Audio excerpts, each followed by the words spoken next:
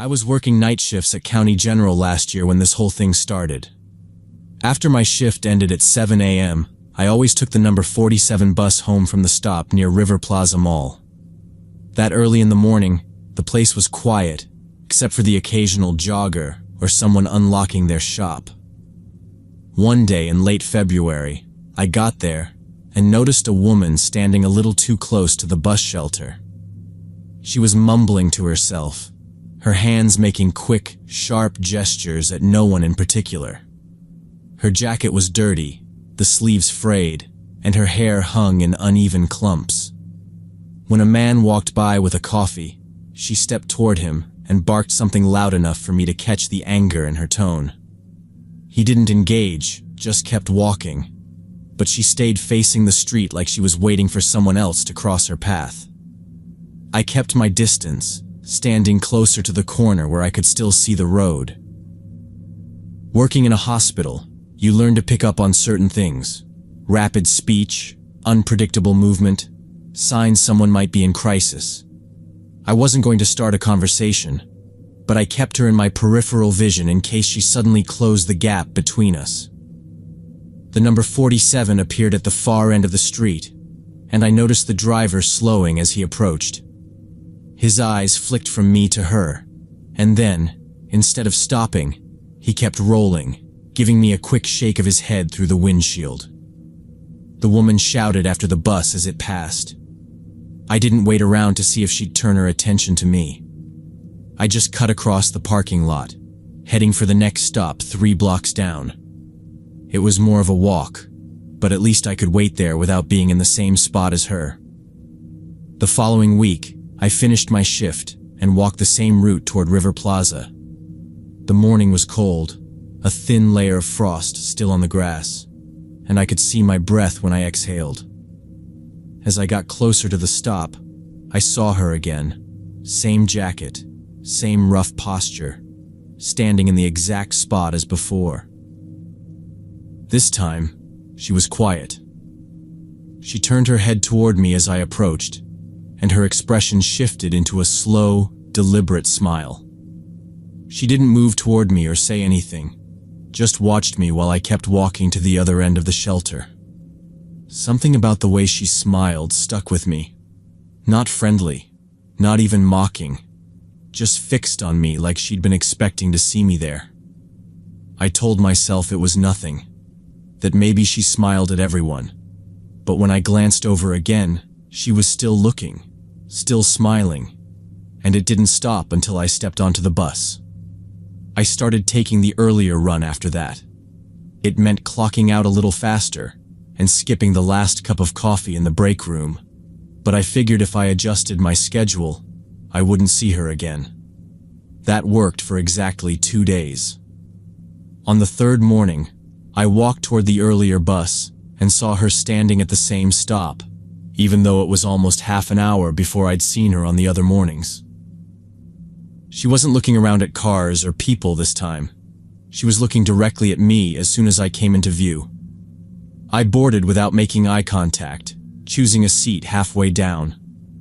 As we pulled away, I caught her reflection in the window, head tilted slightly, still watching until the bus turned the corner.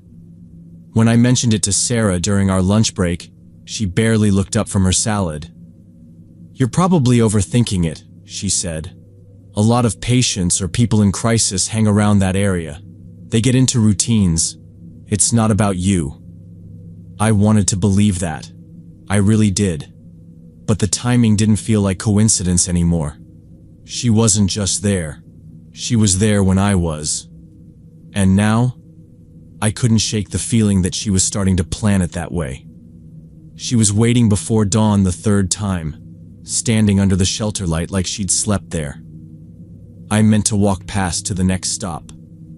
She stepped out, closed the distance, and said, "Hello, Jessica. How's your mother doing after her surgery?" I stopped cold. I hadn't told anyone there my name. Mom's procedure wasn't public. I asked how she knew. Then she listed specifics like she was reading my charting history. A gallbladder drain that failed 2 months earlier. The nephew with the red backpack. the unit I floated to on Christmas night. She named bed numbers and timestamps, and the narc waste I signed because pharmacy was backed up. Those weren't street details. Those lived behind login screens. I told her to stay back and said I had to go. She didn't follow. "You always move fast when alarms go off," she said. "Room 416. You called a code at 0312. You were good, but he died anyway." The bus pulled up and I got on. My hands shook so much I missed the fare pad twice.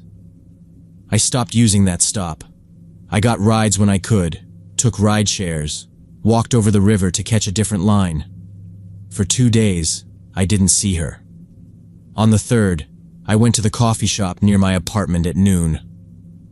When I turned from the counter, she was at the back table, elbows on the wood, just watching. I left the coffee sitting and walked out. I changed gyms. I changed grocery stores. I logged out the minute my shift ended. Still, I'd spot her 2 aisles over in produce, reflected in a freezer door, or sitting in the gym lobby like she was waiting for a ride. Each time she said something she shouldn't know. She knew about my breakup with David, my sister's pregnancy, what I'd ordered for lunch. She recited my mailbox number and the sticker on my windshield. No threats, just facts. Hospital security asked if she'd touched me or tried to enter restricted areas. Not yet. They suggested documenting everything and calling police if she trespassed. They gave me a crisis line and a pamphlet. I went home with paper and a knot in my gut. Sleep got thin. I left the TV on because silence turned into footsteps in my head. I kept blinds shut and used the back stairs. When David texted about picking up his last box, I told him to come at noon with a friend. Nobody alone at my door. The break came on a slow Wednesday overnight. I'd been pulled to med-surg. After midnight, a resident wanted a printed lab list, so I logged in at a hallway terminal. As the list spooled, a name slid past on an old psychiatry consult. Crawford, Linda. It pulled up a discharge I barely remembered. 6 months ago, a woman who wouldn't make eye contact. The same angled mouth I'd been seeing at bus stops and coffee shops. I went into the audit trail for my own chart. There were view events from terminals I never use, at hours I wasn't at work. Late mornings, mid-afternoons. Some were public kiosks. One was a family consult room. Each entry had a badge ID. Temporary. Assigned to support services. It looked like someone parking at quiet screens and opening me again and again. I took printouts to charge. She called compliance. IT showed multiple hits on my employee file tied to a badge marked lost months earlier. Security pulled footage. A woman lingering near public terminals, head down, hands quick. I confirmed the face. They told me not to approach her, to dial their office and then 911 if she came near me off hours. I filed for a protection order the next morning. The clerk helped me write it. Stalking, harassment, unauthorized access to medical info. I stapled screenshots and copies. The judge signed a temporary order by afternoon. Service went to the sheriff. I added a second lock that night. A week was quiet. Then a manila envelope arrived at my door with no return. Inside, a printout of my schedule for the next 2 weeks with days off highlighted. No note. I drove it to the precinct.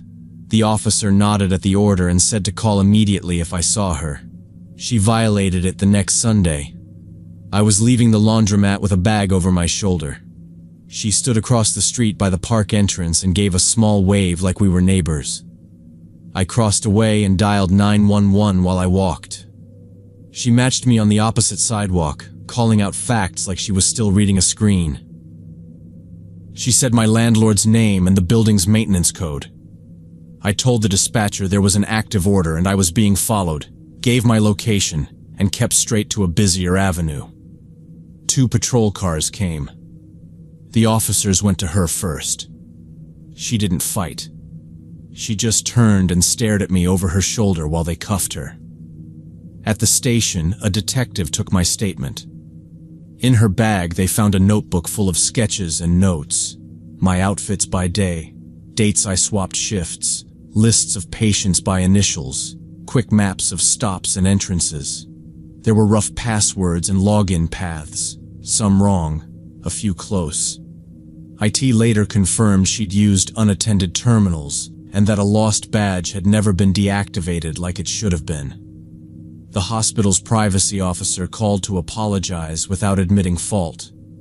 Court moved fast because of the order. She was charged with misdemeanor stalking and state privacy crimes. The hospital added a complaint for unauthorized access to protected health information. I sat on a bench while lawyers drifted by. Sarah sat with me and didn't say much. The prosecutor said I might have to testify. In the end, Linda Crawford took a plea. Supervised probation, mandatory treatment, a no-contact order. The hospital changed things. The lost badge was finally killed. Auto logouts shortened on public machines. Privacy reminders moved from a yearly click box to drills. Security walked the lobby more. I changed too. Camera on my door. Better lockbox for mail. Routines messy on purpose. I said no to nights for a while. I learned the names of neighbors who stay up late and the ones who don't mind a knock. I kept the pamphlet and wrote dates and times on the back until the paper went soft. I think about that first morning, how easy it was to label her as just another crisis and keep my distance. Now when my shift ends, I don't stand at River Plaza. I take the long way to a busier stop. If I don't like the faces, I keep walking to the next one. The only time I use the old stop is if 3 or 4 of us are leaving together, and the glass is clean enough that I can watch the road and the reflection behind me at the same time. When the bus sighs open, I climb aboard, tap once, and keep moving until I feel the doors shut and the city slide by like a current. I hold the pole, watch the glass, and let the engine noise drown it out. Tomorrow, I'll take a different street, a door, and keep moving.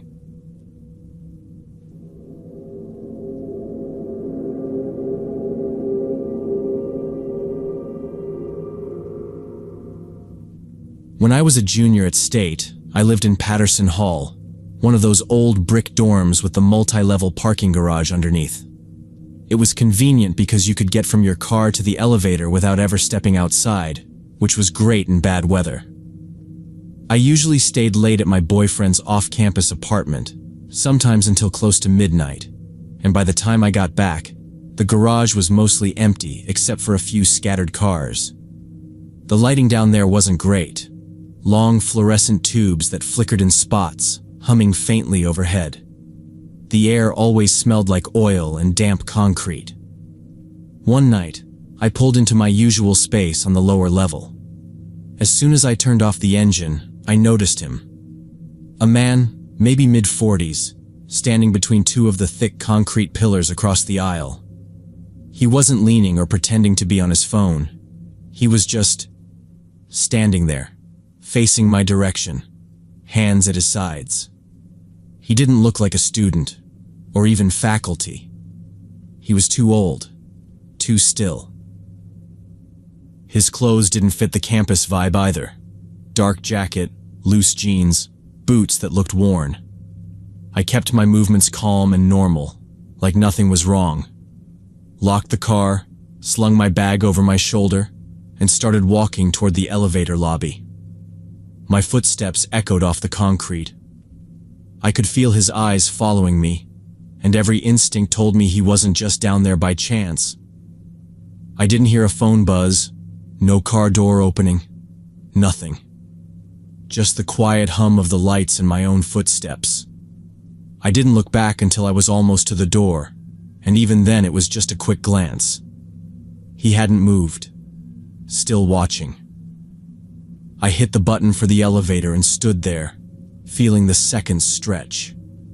When the doors opened, I stepped inside and pressed the button for the main floor. The metal doors slid shut, and I let out the breath I'd been holding. I told myself I was being paranoid, that maybe he was waiting for someone.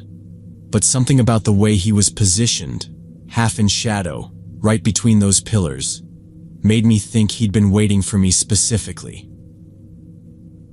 When the elevator opened on the ground floor, I stepped out into the narrow hallway that led toward the sidewalk outside the dorm. The air was cooler out here, the sound of cars from the street in the distance.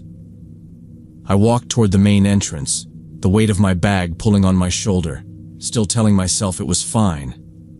But halfway down the sidewalk, I heard footsteps behind me. I turned my head slightly and saw him. The same man from the garage. He'd come up the stairs instead of taking the elevator, and now he was about 30 feet back, walking in the same direction I was. His stride matched mine exactly. When I sped up, so did he. I scanned ahead. The sidewalk ran along the side of the dorm toward the front steps.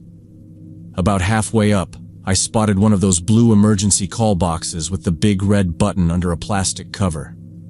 My hand twitched toward it, but I hesitated. I wasn't completely sure yet. Maybe it was coincidence. Maybe he was heading somewhere else. The thought of calling campus security only for him to keep walking past made me feel ridiculous. Still, the sound of his shoes on the concrete was steady, deliberate.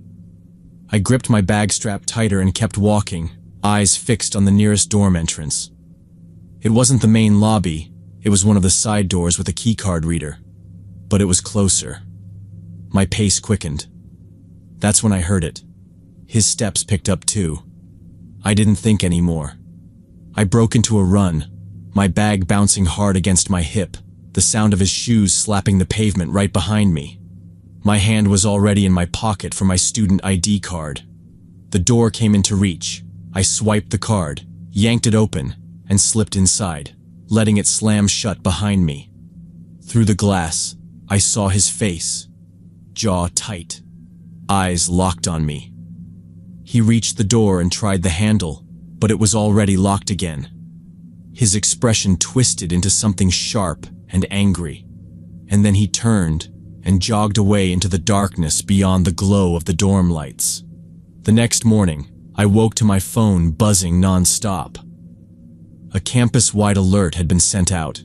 Security was looking for a man matching the exact description of the one I'd seen the night before. They warned students to avoid walking alone after dark and to call immediately if spotted. The grainy still photo attached to the email, taken from a garage security camera, froze my stomach. It was him, standing half in shadow just like when I'd first seen him. Security officers came by my dorm to ask a few questions. I told them everything: the garage, the sidewalk, the chase to the door.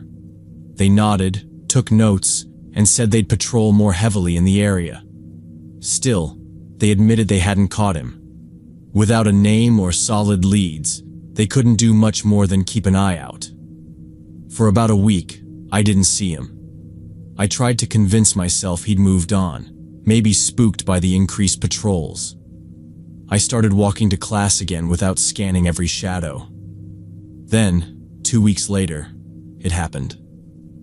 I was leaving the library in the late afternoon, the campus still busy with students. Across the plaza, a man sat on a bench, a newspaper unfolded in his hands. But the angle was wrong. He wasn't reading. He was looking straight over the top edge at me. Our eyes met for less than a second, but it was enough. My chest tightened. I turned away and walked quickly toward the library's side exit, pulling out my phone. I called campus security and reported the sighting, describing his clothes, his position. By the time they got there, he was gone. Just like before. When I told my friends, they exchanged looks. A couple asked if I was sure it was him. Others suggested maybe I was reading too much into it. But I knew. There was a weight in the way he looked at me, like he was waiting for something. That night, I filled out a request to transfer to Morrison Hall, clear across campus. I didn't tell many people, just my boyfriend, one close friend, and the housing office. It felt like the only way to make him lose track of me. 3 days after moving into Morrison, I was heading in from the lot with a couple of grocery bags when I saw him again. This time there was no pretense, no newspaper, no distance. He was walking across the lot directly toward me, his pace deliberate, his eyes locked on mine. I froze for half a second, the plastic bag handles cutting into my fingers, before I screamed. The sound was louder than I'd expected, echoing off the brick walls. I dropped one bag and sprinted for the doors. The sudden noise drew people out from the lobby and nearby benches. 3 students, then more behind them. They saw him too. A couple of guys yelled, and he broke off, turning on his heel and walking quickly toward the street. By the time security arrived, he was gone. But now it wasn't just my word. Other students had seen him coming toward me, seen the way he left as soon as there were witnesses. The resident advisor called me into her office, went over every detail, and assured me it would be taken seriously. That night, lying in my new room, I kept running through the timeline in my head. How had he found me so fast? Only a handful of people knew about the transfer. I hadn't posted anything online, hadn't even changed my mailing address yet. The thought that he might have some way of accessing that information without me knowing kept me awake until the sun came up. The answer came a few days later. Campus police knocked on my door early in the morning. They'd identified him, Robert Mills, a custodial worker employed by the university for over a decade. Through his job, he had access to certain administrative systems, student housing records, maintenance requests, even class schedules in some cases. For weeks, he'd been using that access to track my dorm assignments and daily routine. When they searched his locker, they found a stack of printed photos, me walking to class, sitting at the library, unlocking my dorm door. There were pictures of other women too, some I didn't recognize. Alongside the photos were handwritten notes, detailed down to the minute. When we left buildings, which routes we took, who we were with. He was fired immediately and arrested. The campus alert went out again, this time naming him. But weeks later, I learned the charges had been reduced to misdemeanor stalking. The reasoning, they said, was that he'd never physically harmed anyone. That didn't match the image I couldn't shake. His face inches from the glass door that night in Patterson Hall, the hard look in his eyes as he realized he couldn't get inside. By the end of the semester, I'd made my decision. I transferred to another university, one in a different city. I didn't walk anywhere alone after dark. I kept my blinds closed at night, and I never again assumed that a locked door meant I was safe.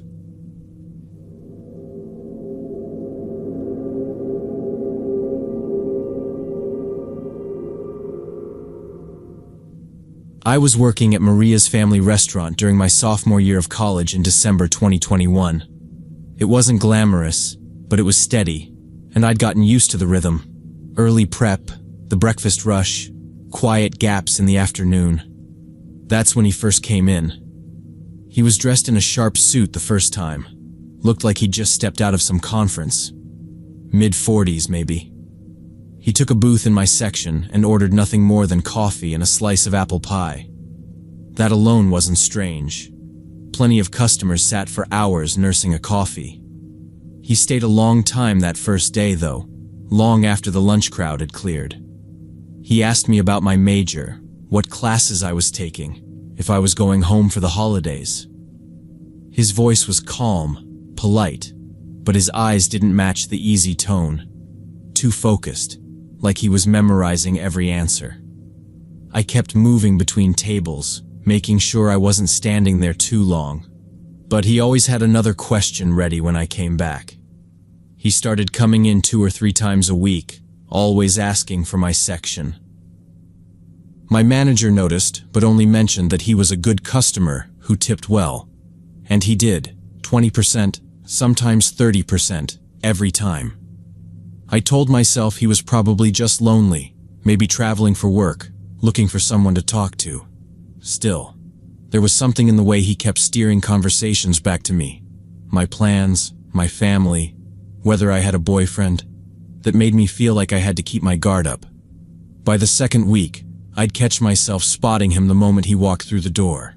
Same routine: coffee, pie, a few minutes on his phone, then hours of talking whenever I passed his table.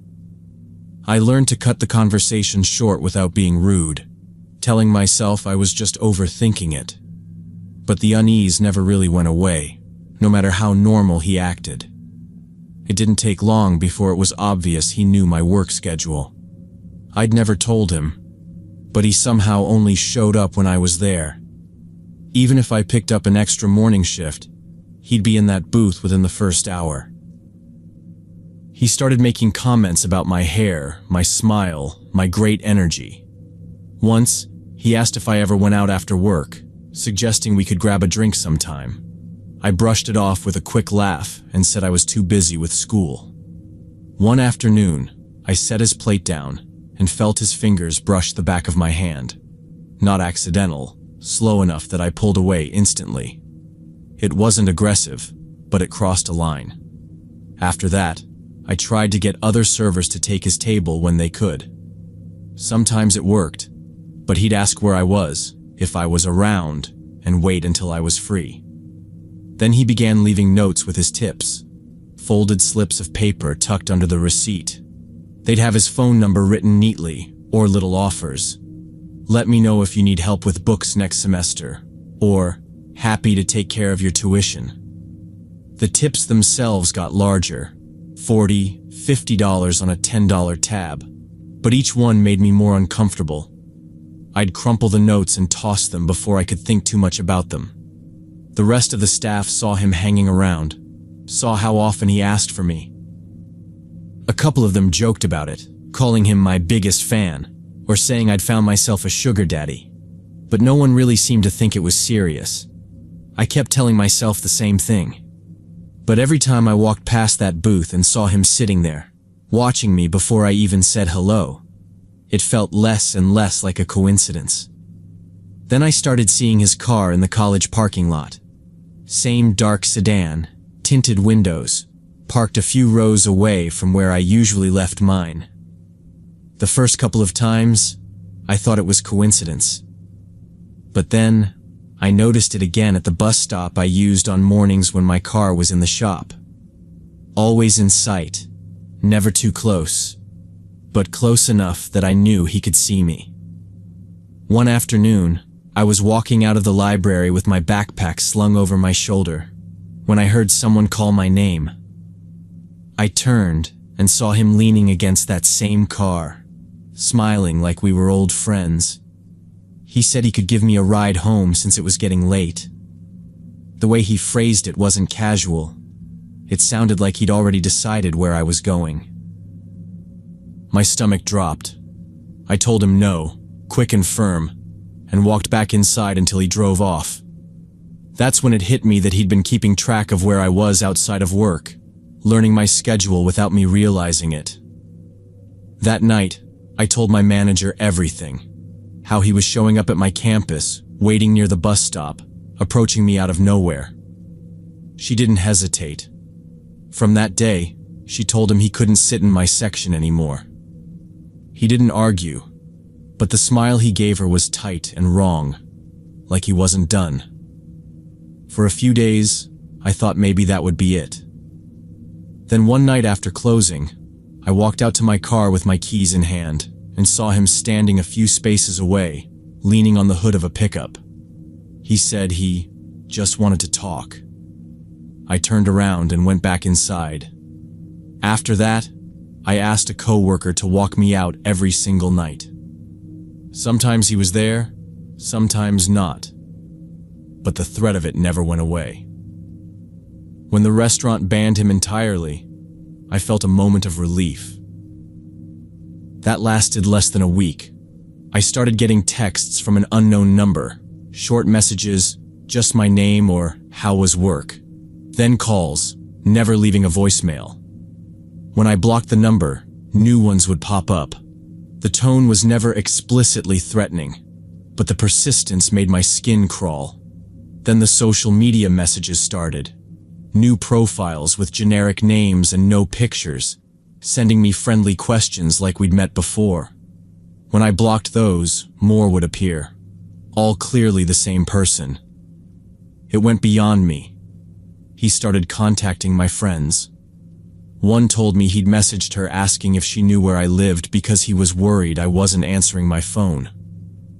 My parents got calls from a man claiming to be one of my professors. He said I was in trouble, and he needed to confirm my address.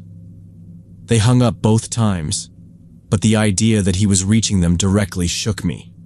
It felt like he was mapping out every person connected to me, seeing who would give him something useful. When I finally went to the police, I was told that without direct threats or physical harm, there wasn't much they could do besides file a report. They suggested I document every call, every message, every time I saw his car. So I did. I started a file, screenshots, times, dates, even photos from my phone when I spotted him somewhere he shouldn't be. I changed my phone number, locked down my social media, and told friends not to tag me anywhere. I parked in different lots on campus and never took the same route home 2 days in a row. Every time I stepped outside, I scanned the street before walking to my car. The tension never fully left my shoulders. And then, after 3 relentless months, it stopped. No calls, no sightings, nothing.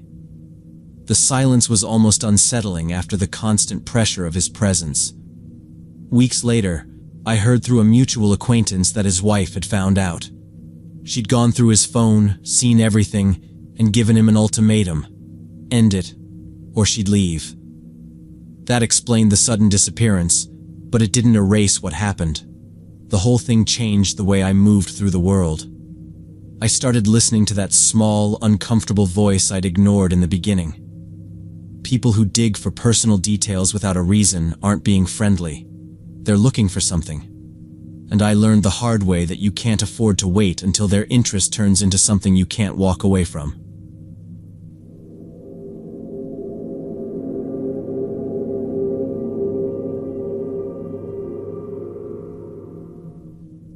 When I was 28, I was working as a receptionist at a small dental clinic downtown, trying to keep my head above water after my engagement had ended and my daughter was born. Money was tight, and most days I was just going through the motions, answering calls, scheduling patients, and helping with paperwork. One of the nurses there, Linda, was friendly with me from the start. She was in her 40s, always joking around, the type who remembered birthdays and brought in cupcakes for the staff. One afternoon during a slow shift, she mentioned her uncle, Frank Miller. She said he was a handyman who lived a few streets away from the clinic and had been through hard times himself. According to her, he'd heard about my situation and just wanted to help. I remember feeling a little awkward about it. He was in his 50s, a stranger to me, but she made it sound harmless. "He's a good man," she said. "He's just one of those people who likes to do things for others. He hates to see someone struggling." A few days later, I got a Facebook friend request from him.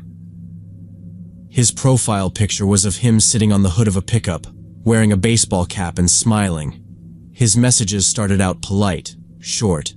He wrote about how strong I was for raising a child alone, and how admirable it was that I still came to work every day with a smile. Then he offered to run errands for me if I ever needed, or pick up groceries when he was in the area. Not long after, he mentioned babysitting. "Only if you're comfortable," he said, adding that he'd helped raise his nieces and nephews. I never took him up on it, but I thanked him for the offer. At that point, I saw it as an older man being kind, maybe a little too eager, but nothing that made me think it was dangerous. The messages kept coming though, every couple of days without fail. Over the next few weeks, the tone shifted. His compliments became personal, about my looks, my hair, the way I dressed. He'd write about how he wished he'd met someone like me when he was younger, How a woman like you deserves to be spoiled. One morning after work, I found a small envelope tucked under my windshield wiper in the clinic's parking lot. Inside was a $20 bill and a note that just said, "Lunch on me, Frank." I walked straight back into the clinic and gave it to Linda, asking her to return it to him. She laughed it off and told me he was just being generous, but I told her I wasn't comfortable with it. A week later, there was another envelope, this time with a silver necklace inside. That, too, I handed to Linda to give back. Instead of backing off, it seemed to have the opposite effect. Within a few days, he was waiting for me after work. The first time, I came out to the lot and saw his pickup angled in behind my car, blocking it in. He got out, all smiles, holding a coffee he said he'd brought for me. I told him I couldn't take it, and that I needed to get home. He stood close to my door, talking about how we just clicked, and how he'd been thinking about me all week. I tried to make it clear I wasn't interested, keeping my voice even, saying I wasn't looking to date anyone. He nodded, but there was no sign he'd heard me. After that, it became a pattern. Once or twice a week, he'd be there when my shift ended. Always parked in the same way, making sure I couldn't pull out without speaking to him first. Each time, the conversation was the same. Him talking about how we were meant to be together. Me saying no as politely but firmly as I could. He'd act like I hadn't spoken at all, leaning against my car door, telling me he could make life easier for me, that my daughter could use a father figure. One night, it took almost 10 minutes of repeating myself before he finally stepped away so I could get into my car. Even then, he stood watching in the rearview mirror as I drove off. It started with his truck parked at the far corner of the lot when I got home from work one Tuesday evening. I pulled in, hoping he'd leave if I ignored him. But by the time I reached my door, I could hear his boots on the stairwell behind me. I locked the door fast, my heart pounding. A few minutes later, there was a soft tap at the peephole, and a folded note slid under the door. The paper was creased like he'd been holding it for a while. It was just a few sentences, written in thick blue ink, about how he couldn't stop thinking about me, and how he just wanted to talk. By the end of the week, it wasn't just evenings. His truck showed up in the mornings when I left with my daughter for daycare. I'd see him in the rearview mirror, following until I turned into the parking lot, where he'd drive by slow before disappearing down the street. Once, I caught sight of him inside the grocery store, pretending to browse the meat section while watching us from a few aisles over. Another time, I stepped out of my car at the pediatrician's office and saw him across the lot, leaning on his truck, arms crossed. I stopped sleeping properly. Every time headlights passed my apartment windows, I checked the blinds. The clinic manager noticed I was making mistakes on appointment schedules and pulled me aside. I told her enough for her to let me work from home 2 days a week. She arranged for someone to walk me to my car every night. My coworkers didn't make jokes anymore. They just made sure I wasn't walking out alone.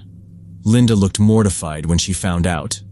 She told me Frank had always been intense with women he liked, like it was some sort of bad habit he couldn't help. I told her this wasn't intense. It was stalking. She didn't argue, but she didn't look me in the eye either. Then the letters started showing up under my apartment door, not typed or neat, but scrawled like he'd written them in his truck. He wrote about watching me, about how other men couldn't take care of me like he could. One of them mentioned my daughter by name, and that's when my stomach turned cold. It wasn't long before another problem started. His wife. How she found out, I never knew for sure.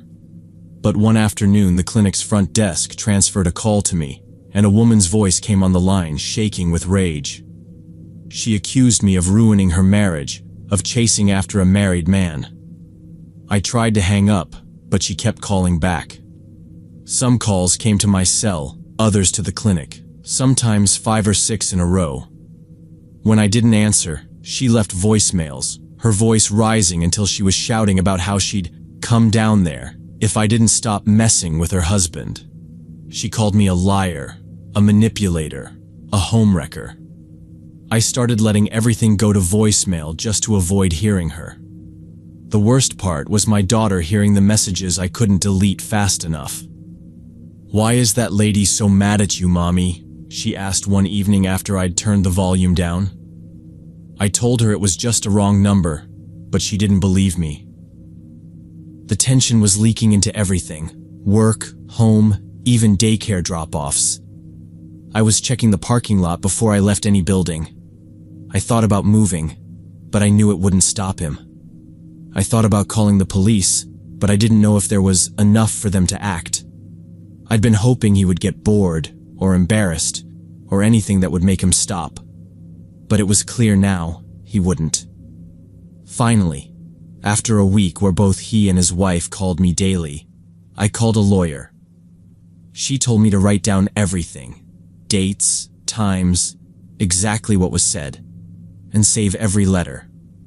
She had a cease and desist letter drafted by the next day. It spelled out plainly that if Frank continued to contact me or come near me, we'd pursue legal action for harassment and stalking.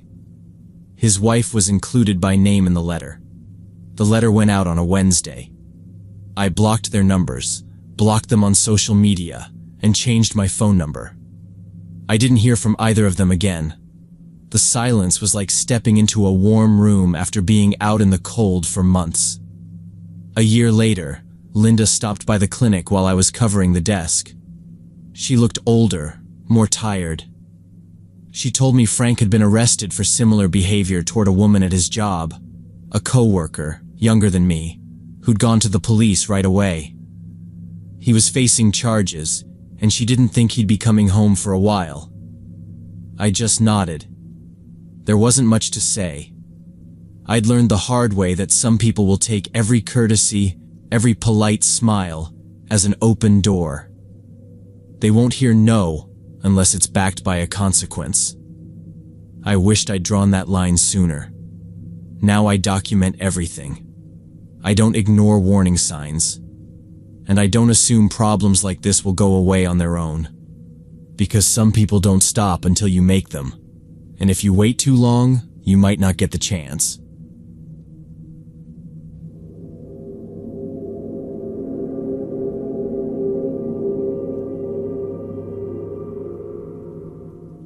Back in 2018, I was working as a freelance web designer, picking up clients wherever I could.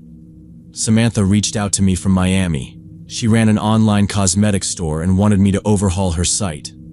Her priorities were boosting functionality and tightening up the security, so I got started right away. Everything was going smoothly for the first 2 weeks. I'd log in from my home office each morning, run my checks, make changes, test things, and send her updates. Then one afternoon, during what should have been a routine check of the site's back end, I noticed something that made me stop cold. There was a new administrator account in the system. I knew I hadn't created it, and it hadn't been there the day before. The timestamp showed it was made at 3:04 a.m., well outside my working hours, and more importantly, without my knowledge. My first thought was, maybe Samantha had done it herself, so I called her right away. She picked up quickly, sounding casual until I explained what I'd found. Her tone changed instantly. She said she hadn't added any new accounts and didn't know anyone else who would have access. She sounded genuinely surprised, almost uneasy, and told me to delete the account immediately. While we were on the call, she hesitated, then said there was something she needed to tell me. Over the past month, she'd been dealing with a string of bizarre and costly problems. Her bank had contacted her about multiple suspicious charge attempts totaling $2,800, which had led to her credit card being frozen. Then she discovered several transfers had been made from her PayPal account to recipients she didn't recognize.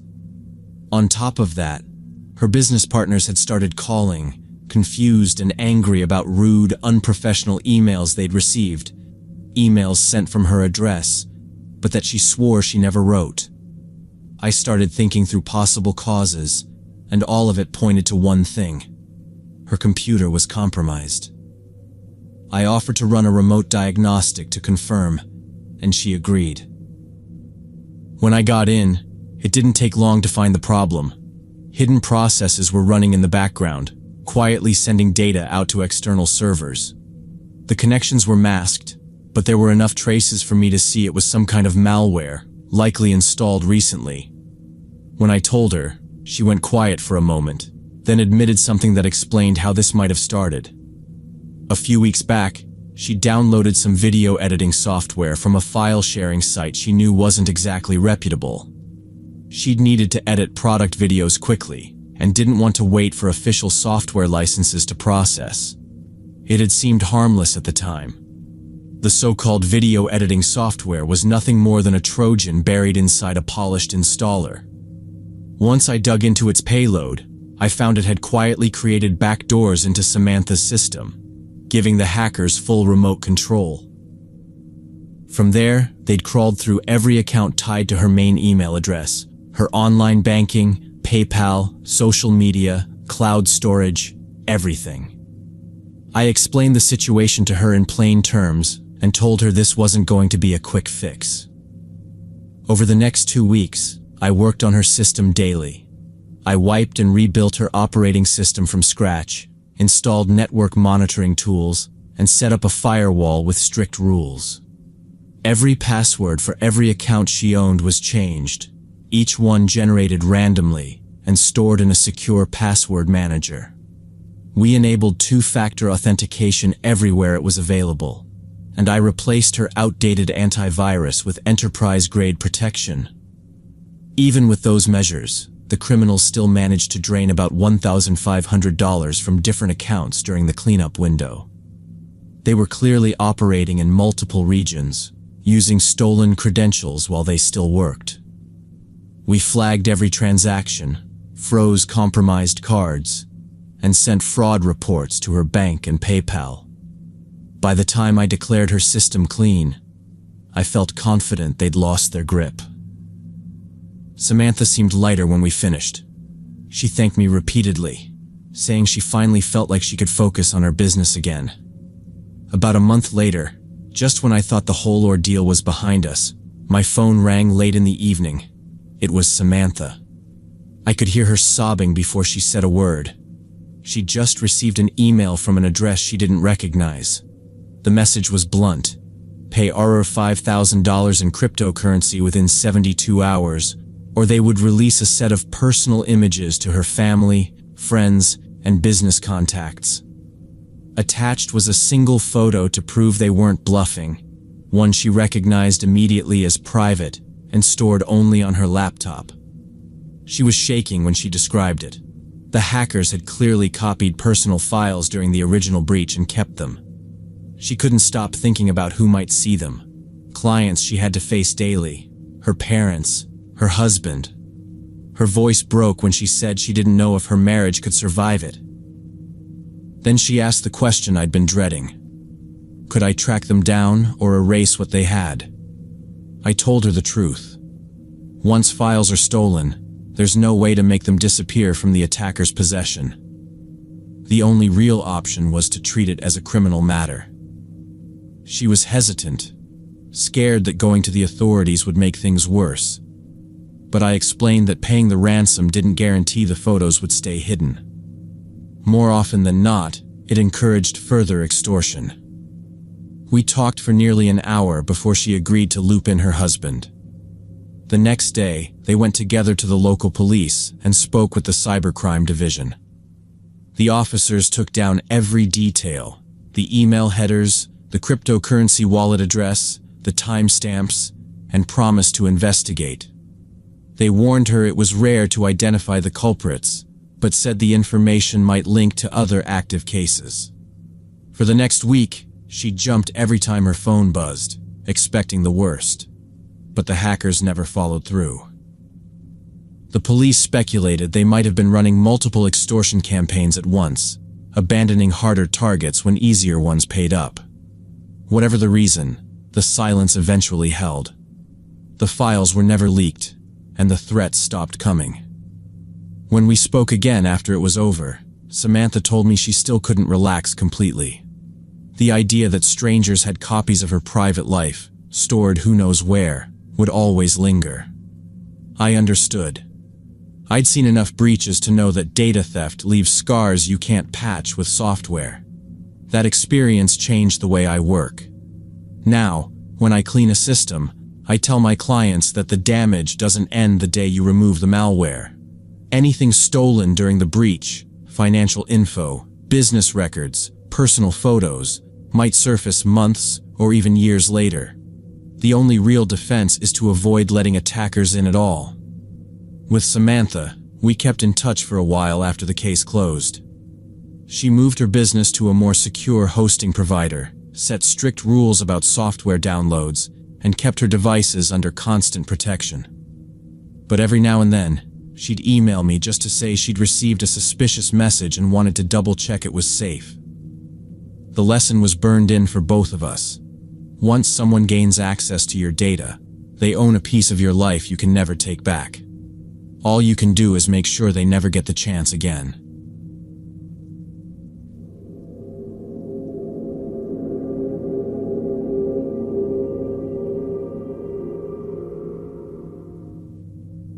It started on a Wednesday afternoon when I was sitting in the library between classes. My phone buzzed, and I saw a message from a number I didn't recognize. It just said, "Hey, what's up?" I typed back that they had the wrong number, nothing more. A few seconds later, another text came in. "Hi Alex, let's meet up as planned." I told them I wasn't Alex. No emojis, no extra explanation. I expected them to just say sorry and move on, but instead, they wrote, "Who are you then?" It wasn't the kind of follow-up you'd expect if someone genuinely had the wrong number. The tone felt different. It wasn't casual curiosity. It read more like they were digging for something. I stared at the screen for a moment and decided not to answer that question. About a minute later, another text came through. "Answer me right now." The words were blunt, like a demand, not a request. I locked my phone and went back to reading, but I couldn't stop glancing at the screen. I didn't reply. 5 minutes later, another message popped up. "Why are you being difficult?" Then another. "We need to talk." This is important. I didn't recognize the number. I even checked it online to see if it was connected to a scam, but nothing came up. My gut told me not to engage. I put the phone in my backpack, but it started buzzing again. This time it was a video call from the same number. I let it ring out. Then, 30 seconds later, another video call. Declined that one too. When the third call came in, I hesitated. I told myself I just wanted to see who it was, so I could block them properly. Against my better judgment, I swiped to accept. The screen lit up with a grainy, unstable video. The lighting was dim, like whoever it was had their phone in a poorly lit room. At first, all I saw was movement, the camera shifting, maybe their hand adjusting it. No face. Just a shadow against what looked like a bare wall. There was no sound at first, only the faint static of background noise. Then the camera tilted, and I caught a glimpse of a figure standing a few feet back from the phone. The person wasn't looking directly at the camera, more like they were looking slightly to the side, as if waiting for something. I said, "Who is this?" But there was no response. The figure stepped closer, the video auto-focusing for a second before blurring again. I could make out a dark hoodie, the hood up. Their hands were in their pockets. The silence made the whole thing worse. I realized they hadn't called to talk. They just wanted me to see them. I moved my thumb toward the red button to hang up, but before I could, the person leaned in closer to the lens. The hood shadowed most of their face, but I could see their mouth curl into the faintest smile. Then the call cut off on their end. I stared at my reflection on the black screen for a second before locking the phone. The moment the call connected, the image on my phone shifted to what looked like a cramped garage or basement. The ceiling was low, pipes running across it, and a single dangling light bulb flickered weakly in the background. The man's silhouette was sharp against the dim light, tall, broad shoulders, standing still for a few seconds before stepping forward. The video was awful, more like a cheap security camera feed than a normal phone call. The pixels broke apart and reformed constantly, making his face impossible to see clearly. When he finally spoke, his voice wasn't normal. It had that mechanical, stretched quality, like he was using one of those voice changer apps people use in prank calls. Only this wasn't funny.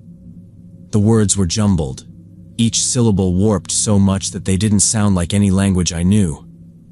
It was almost like he was reading something, but the distortion made it impossible to tell. He moved in and out of the shadows as if pacing, sometimes letting the weak light catch the side of his hood or his hands. When he got close enough to the camera, I could see that the hood was drawn tight around his face, leaving nothing visible except a dark oval where his features should have been. The low ceiling and cluttered background made the space feel even more closed in. The air on my end felt heavier just watching it. He bent slightly toward the camera, the picture glitching with static for a moment, then backed up and disappeared almost completely into the darkness behind him. The voice kept going, low, garbled, constant, but with no rhythm or pauses. I sat there staring, wondering if he could see me, or if this was a pre-recorded video being played back. I tried to look for signs, a reflection, a reaction to my movements, but the quality was too poor to tell. Then, he was gone from the frame. A few seconds passed, and I thought maybe the call had dropped. Suddenly, he reappeared from the opposite side of the shot, moving in slow, deliberate steps. I realized he was circling the space in an odd, theatrical way, like he wanted me to keep guessing where he'd pop up next. The light bulb behind him swung slightly, casting uneven shadows on the walls and floor. At one point, he held something up close to the camera. The object was small, maybe handheld, but the poor lighting made it impossible to identify. It could have been anything: a tool, a phone, even a weapon. He kept it in frame for a second before lowering it again. Then came another object, a different shape, equally unclear. Each time, the voice continued that distorted ramble, never pausing, never reacting. The performance kept shifting. He'd vanish into a corner so dark it looked like the feed had gone black, then emerge suddenly, moving faster, almost jerking forward like the video was skipping frames. The whole thing had a rhythm to it, but not one I could understand. The voice was the only constant, low, mechanical, and full of words I couldn't decipher. I watched for about 2 minutes that way, my grip on the phone getting tighter, my eyes flicking to the clock, counting how long I'd been sitting there without doing anything. When it finally clicked that I didn't have to just keep watching, I pressed the red button and ended the call without hesitation. The screen went black, and for a second I could see my own reflection in it again, my expression tense and still. Before I could think, I opened the Contacts app and blocked the number. It felt like a small, necessary action, but my thumb lingered on the screen as if expecting the block to fail. I stared at the list, making sure the number was gone, and then tossed my phone onto the table like I didn't want it near me. The room was quiet. I half expected the phone to light up again anyway, to buzz with some other unknown number. But it didn't. That was the last time I heard from whoever it was. No more messages, no calls, no missed attempts. Even now, I have no idea who that man was, or what he was trying to accomplish. Maybe it was some elaborate prank, meant to confuse and unsettle whoever answered. Or maybe it was something darker, someone testing how I'd react, seeing if I'd stay on the line. I thought about reporting it, but what would I even say? a man in a basement called me with a voice changer. It sounded ridiculous without proof. Weeks later, I could still remember the way he moved in and out of the shadows, the way the objects were held up like he wanted me to see them but not recognize them. It's the not knowing that stuck with me. The uncertainty made every unknown number feel suspicious after that. I stopped answering calls from people not already in my contacts. If a text came through from someone I didn't know, I'd delete it without opening it. I kept my phone on silent more often, just to avoid the possibility of that kind of intrusion again. Sometimes the memory still creeps back at random moments, while walking alone at night, or when I hear distorted audio in a movie. I'll picture that pixelated frame, the hooded figure, the dim light swinging above his head. I try not to imagine what he would have done if I'd kept watching longer. What unsettles me most isn't what happened. It's what didn't. No threats, no demands, no explanation. Just a performance for an audience of one. And I was the one who stayed and watched.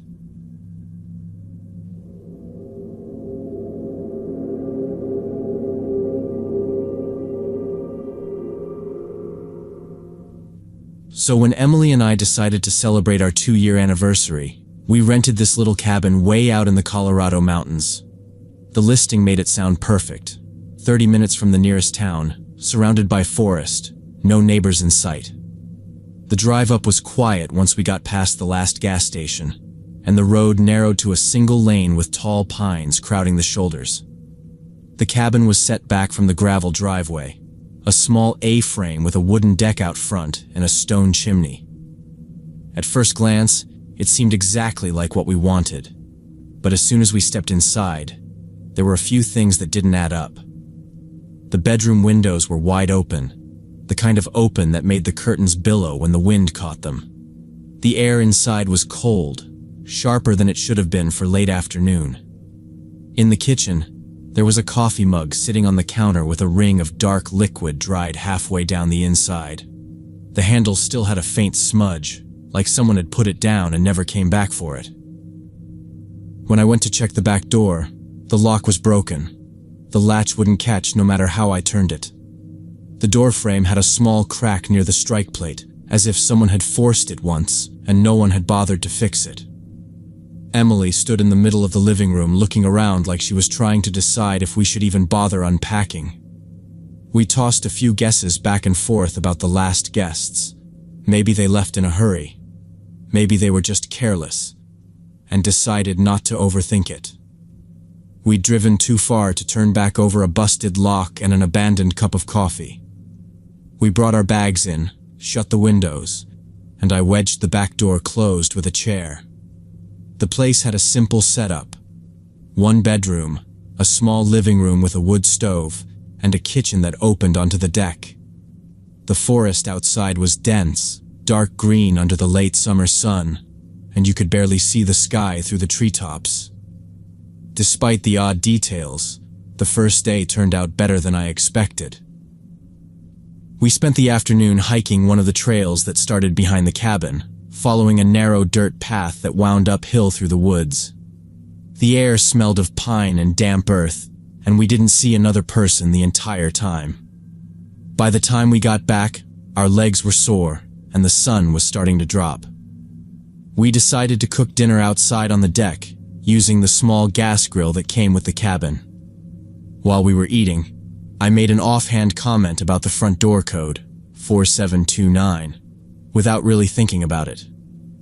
The keypad was mounted just above the handle, and I said something about how easy it would be for someone to guess if they'd seen me type it. I immediately realized saying it out loud probably wasn't the smartest thing, and I half joked about it, tossing out a fake number, 1683, like I was making some kind of spy movie reference. Emily rolled her eyes and told me I was being paranoid. We stayed outside a while after the plates were cleared, listening to the sounds of the forest settling into night. When the air got cooler, we headed inside, making sure to lock everything. I double-checked the windows and the front door, then braced the back door with the chair again. The cabin felt different with the doors shut, quieter, like the walls held the stillness in. By the time we went to bed, the place seemed secure enough. The forest was silent outside, and the only light came from the small lamp on the nightstand. With everything locked up tight, the cabin felt almost cozy. We both fell asleep believing we were completely safe. Around 3 a.m, I felt Emily's hand shaking my shoulder. Her whisper was urgent, almost panicked. She said someone was at the front door, punching numbers into the keypad. At first, half awake, I thought I'd misheard her. But then I caught the sound for myself. Short, high-pitched beeps in uneven intervals, the pattern of failed attempts. We lay frozen for a few seconds, just listening. The faint glow from the porch light came through the bedroom curtains, and the sounds were distinct enough to know the person wasn't fumbling. They were deliberately trying combinations. My chest tightened because there was no way to accidentally stumble onto the keypad in the dark. Whoever it was knew there was a lock there, and they were confident enough to stand out on that porch and work on it at 3 a.m. I got out of bed as quietly as I could, motioning for Emily to follow. We crept down the short hallway, bypassing the front windows, and moved into the farthest room in the cabin, the small storage room beside the bathroom. I turned the lock on the inside and pressed my ear to the door, trying to hear if the beeping had stopped. Emily was already pulling out her phone. She dialed the local sheriff's number with shaking hands, speaking in low, controlled words as she explained the situation. She gave our location and said we could hear someone actively trying to get inside. My pulse thudded in my ears while I listened to the occasional beep from the front door still filtering through the quiet cabin. The seconds felt longer and longer, like the air was getting heavier the more we waited. Then Emily said something into the phone that made my stomach turn. She told the sheriff the code the person was trying wasn't random. It was the fake number I'd joked about earlier that night on the deck. 1683.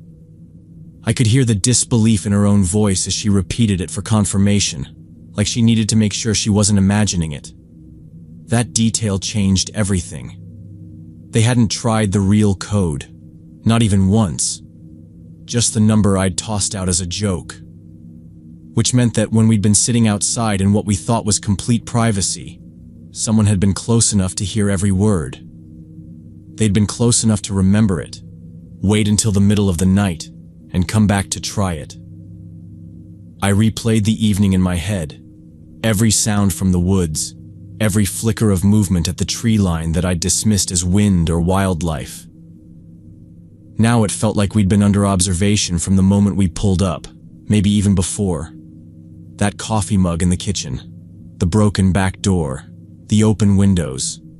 It wasn't carelessness from a previous guest. Someone had been inside before we got there. Emily stayed on the line with the sheriff while we stayed locked in that back room, hardly breathing, both of us straining to hear any sign of movement. After a while, the beeping stopped. The silence after was worse. We didn't know if the person had left or was now circling to another door or window. Every creak of the cabin's frame made my muscles tense. The sheriff's arrival felt like it took hours, though it couldn't have been more than 20 minutes. We heard tires crunching on the gravel drive, followed by a male voice calling out. Only then did we unlock the door and step out, hearts still hammering. The front porch was empty. The ground around it showed no clear footprints, just patches of pine needles and frozen dirt. Whoever had been there was gone. The deputy searched the perimeter with a flashlight while the sheriff came inside to ask us questions. He told us there had been multiple reports of attempted break-ins at vacation rentals in the area over the past few weeks. The suspects often waited for guests to arrive, then returned late at night to take what they could while people slept. I didn't say much about the fake code beyond confirming what Emily had told them, but the sheriff's raised eyebrows said he understood the implication. That detail made it less of a random burglary attempt and more like we'd been targeted specifically. Neither of us wanted to spend another minute there. As soon as the deputies left, we stayed awake until daylight, packing our bags without talking much. We loaded the car in silence, the forest around the cabin looking less peaceful than it had when we arrived. We were back on the main road before the sun had fully cleared the treetops, both of us glancing at the rearview mirror more than usual. The trip had been meant to be a quiet, private celebration, but instead we drove away with the heavy knowledge that our privacy had been an illusion from the start. Later, I kept thinking about how easily I'd given away that fake number, how casually I'd assumed no one was listening. I realized that if I hadn't joked about it, they might have tried the real code instead. The wrong combination had been the only barrier between us and someone walking into that cabin in the middle of the night. Now, whenever I'm somewhere unfamiliar, I pay attention to the little details, the open windows, the odd noises, the sense of being watched, and I never assume that a private conversation is truly private. Sometimes, what feels like paranoia is just paying attention before it's too late.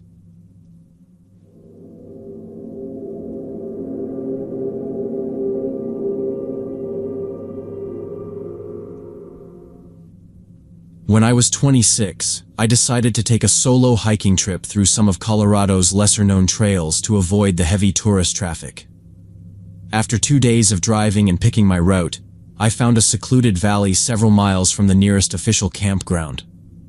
Pine forest rose sharply on both sides, and a narrow creek wound its way across the valley floor. The only sounds were the wind moving through the branches and the occasional crack of a twig when a deer passed somewhere out of sight. I pitched my small 2-person tent near the tree line, where the ground was firm and flat. After gathering enough deadfall for a small fire, I cooked pasta and ate while watching the sky turn orange, then purple, then dark enough for stars to come out in the clear mountain air. The night was cool, and the silence had that muffled quality you only get deep in the woods. I'd planned to turn in early, but the view overhead kept me sitting by the fire until well past 10. It was close to midnight when I heard movement on the trail leading into the valley. A figure emerged from the darkness. A man with a large backpack, trekking poles, and the posture of someone who'd been walking all day. He looked around my campsite briefly, keeping his distance from the firelight. His clothes were dusty, and his hair stuck out from under a faded cap. "Sorry," he said in a quick, low voice, not making eye contact. "Didn't mean to bother you." Before I could respond, he stepped back into the dark and was gone, his footsteps fading toward the forest. The encounter was strange but brief, and I chalked it up to him looking for a place to set up his own camp. I'd nearly forgotten about it by the time I crawled into my sleeping bag. But a few hours later, I was startled awake by the sound of footsteps approaching again. The fire had long since burned down to embers, and I could just make out the same man's silhouette near the edge of the clearing. He was breathing hard, his movements quick and jerky. In the dim light, I saw his clothes were now streaked with mud, and his face looked tense, almost panicked. I unzipped my tent halfway. "You okay?" I asked. He stepped closer but didn't answer right away. His eyes darted toward the tree line, then back to me, like he was checking for something. "You haven't seen them, have you?" he asked finally, voice low and urgent. "Seen who?" "People," he said, scanning the shadows. "They've been following me since this morning. Stayed back at first, but now they're closer." His hands gripped the straps of his backpack so tightly his knuckles were pale. Every few seconds he looked over his shoulder. I told him I hadn't seen anyone all day, but he didn't seem reassured. His replies grew shorter, vaguer, like he wasn't sure he wanted to explain more. The way he kept shifting his weight and glancing toward the trail made it clear he was on edge, either convinced someone was after him or in the middle of some serious mental spiral. He didn't ask to stay at my camp, didn't even step fully into the clearing, just stood there breathing hard while scanning the trees. He asked why I chose this exact spot and kept pressing for details like there was a hidden plan behind my tent stakes. I told him the ground was flat, the creek was close, and the pines cut the wind. He narrowed his eyes and asked who else was with me. I said no one. Then he asked who sent me and what time I was told to be here. His tone turned sharp, like a cop grilling a suspect. I said again that I was alone, and he'd approached me. He shook his head and said that was exactly what I would say. His questions came faster. Which trailhead did I use? How many miles had I done? What color was my car? Did I have a radio, a sat phone, a drone? He took a step closer and stared at my pack like he could see signals coming out of it. I kept my hands where he could see them and told him I had a basic inReach, but it was off to save battery. That answer made him frown harder. He said people like me didn't turn trackers off unless they didn't want their bosses to know what they were doing. I offered him water and a protein bar. He took both, but he didn't open them. He turned the bar over like he was checking for a tag. His lips were split and white at the edges, and a dark line of mud ran from knee to boot. He smelled like creek algae and old sweat. Up close, I could see the tiny tremor in his hands. Dehydration, too much sun, low calories. His pupils looked blown wide in the headlamp glare. He looked at me and through me at the same time. Then he said, "If you're here for me, just say it."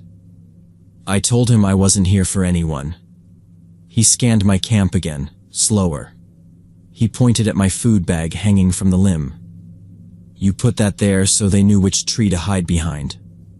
I said I'd hung it to keep mice out. He gave a quick dry laugh like he'd caught me. The laugh died fast. He lifted one trekking pole like a guard and started pacing a thin circle around the edge of my clearing, always between me and the trail. Every few steps he'd stop and talk toward the trees. "I see you," he said once. "You can't mask heat." He jabbed the pole at a dead stump and flinched when his tip hit wood. I listened for any second set of footsteps and heard nothing but the creak. When I told him it was just us, he said, "You wouldn't hear them. They're past hearing." Then he turned back on me and asked, "Why are you smiling?" I wasn't. I told him I was trying to keep my face calm. That made him angrier. I tried to steer him towards something practical. I asked how long since he'd had clean water. He shrugged. I asked his name.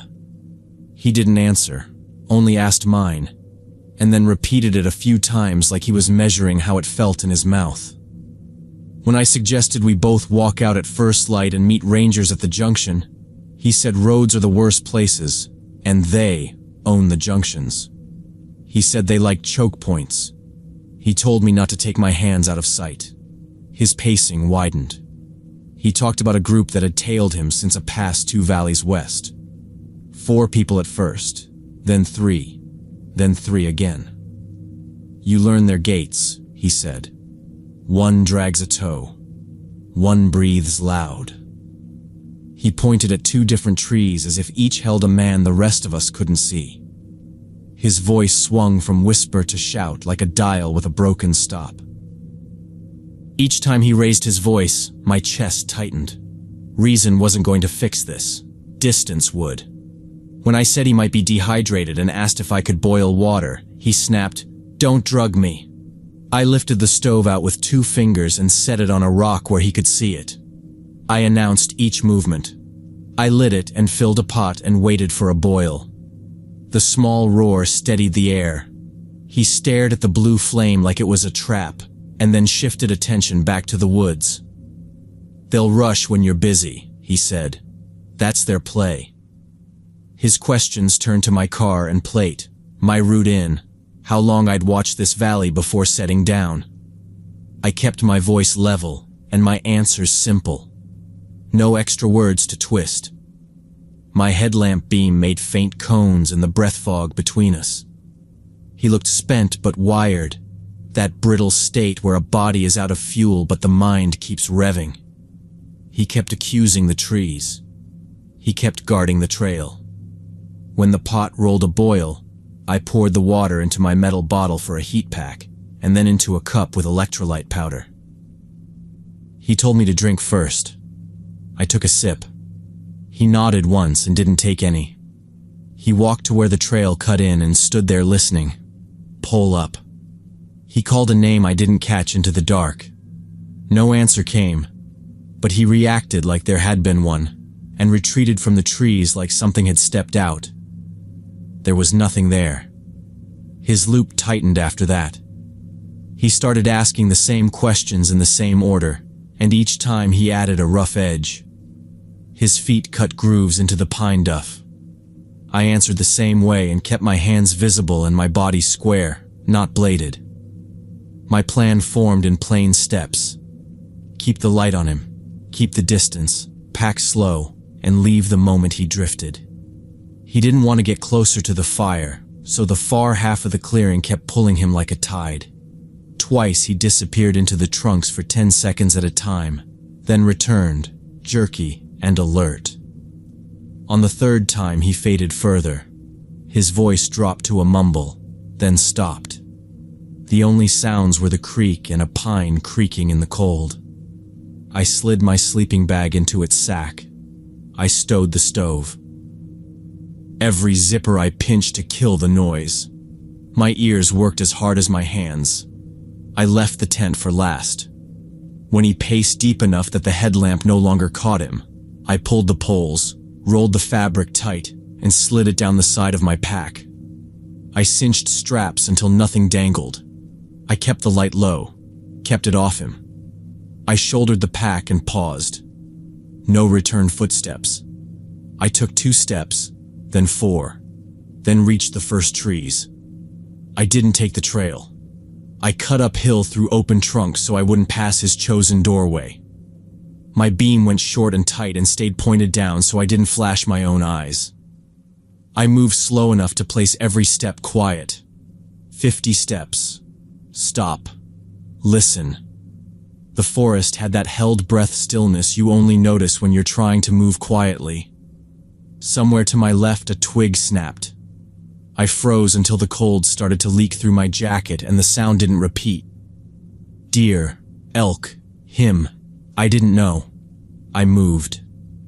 It took longer than I liked to reach the old fire road, but when the grade evened and the trees fell back, the relief was real. I killed my lamp and walked by the narrow gray of the road. Dawn was a smear behind the ridge. The brown gate showed up, and then my car. Frost crystals ran along the windshield like fish scales. I got in, locked the doors, and let my breathing catch up while the heater blew air that stayed cold for a full minute. The ranger station sat where the pavement met the dirt. I parked, rang the bell, and a sleepy voice answered. I explained. A male hiker in distress, alone, paranoid, possibly dehydrated and hypothermic. Last seen in a small valley off the east spur. I gave coordinates, clothing, pack color, pole brand, and the direction he'd been moving. I said he'd pointed a trekking pole at me and told me not to move my hands. The ranger asked if I felt threatened. I said yes. He asked if the man had a weapon. I said not that I could see, only poles and a heavy pack. He said they'd wake the on-call team and call county SAR. He told me I'd done the right thing and not to go back up. I said I wouldn't. He took my number in case they needed a formal statement. I signed a quick incident form through the slot. I sat in my car after that and watched the light climb the pines. A green truck rolled in. 3 people in red jackets loaded litters and a med bag. One of them carried a hypothermia wrap. I thought about cracked lips, a too light laugh, a pole held like a spear. I thought about how an empty forest can feel crowded when someone insists it is. My hands felt steady again only when the truck pulled out and the taillights disappeared around the bend. I never heard what they found. Maybe he drifted to the creek and slept, and they walked him out. Maybe he kept moving and came out on a road an hour after I left. Maybe he slipped and they found him much later. Search logs are brief and hard to match if you weren't the one who called. I checked for a week and then stopped. What stayed with me wasn't the midnight hike or the packing in silence. It was how fast a normal night can turn when another person's map of the world tears away from the real one. Out there, safety is distance and light, and simple plans you can execute under stress. That night taught me that the scariest thing in the mountains isn't teeth or weather. It's a human voice close by that won't accept what is real, and the small work you do to back out of its reach. I headed home.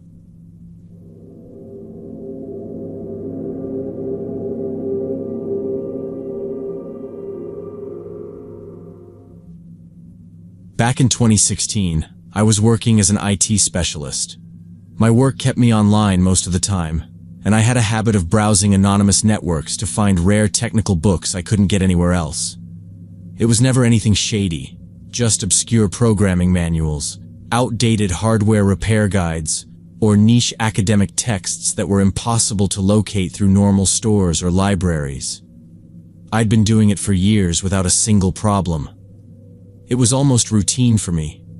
Boot the secure setup, mask my location, and quietly download what I needed. That evening started the same way. I sat at my desk, a mug of coffee beside the keyboard, half listening to the faint hum of the cooling fan. I'd just finished setting up a fresh search with broader parameters, hoping I might turn up some long-forgotten engineering references. One of the results looked different. It didn't list a file or a book. It looked more like a service listing. The title was vague, but the short description mentioned specialized orders and information retrieval. It wasn't the kind of thing you'd see connected to public archives. Curiosity made me click. The catalog page loaded slowly, a plain background with simple black text. It listed services in short bullet points, each one more suspicious than the last. Locating individuals, sourcing private documents, and custom operations, with no further details. None of it sounded legal. I should have closed the tab right there, but I wanted to see how it was structured. Maybe it was an elaborate scam, or maybe just fake bravado to lure in gullible people. I clicked one more internal link. The moment the page started loading, my browser froze for half a second. A notification popped up, but it wasn't from the website. It was from my operating system. It was warning me that an application was attempting to access my webcam. I'd seen that message before, but only when I was starting a video call. My hands froze on the keyboard. The small built-in camera at the top of my laptop had a tiny LED indicator that was always off unless I deliberately turned it on. Now, without me touching anything, that light blinked on. I stared at it, pulse hammering, knowing exactly what that meant. Someone, somewhere, had just activated my camera remotely. The page I'd clicked wasn't just a catalog. It was bait, and I'd stepped right into it.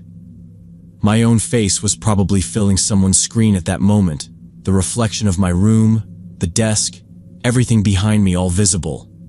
I didn't think. I slammed the browser shut, hitting the touchpad so hard the window lagged before closing. The camera light stayed on for another second, then finally went dark. I sat back, staring at the laptop, trying to think through what they could have grabbed. My face, obviously. Maybe even my surroundings. My room wasn't distinctive, but if they could get a location, it would be enough to connect me to the visit.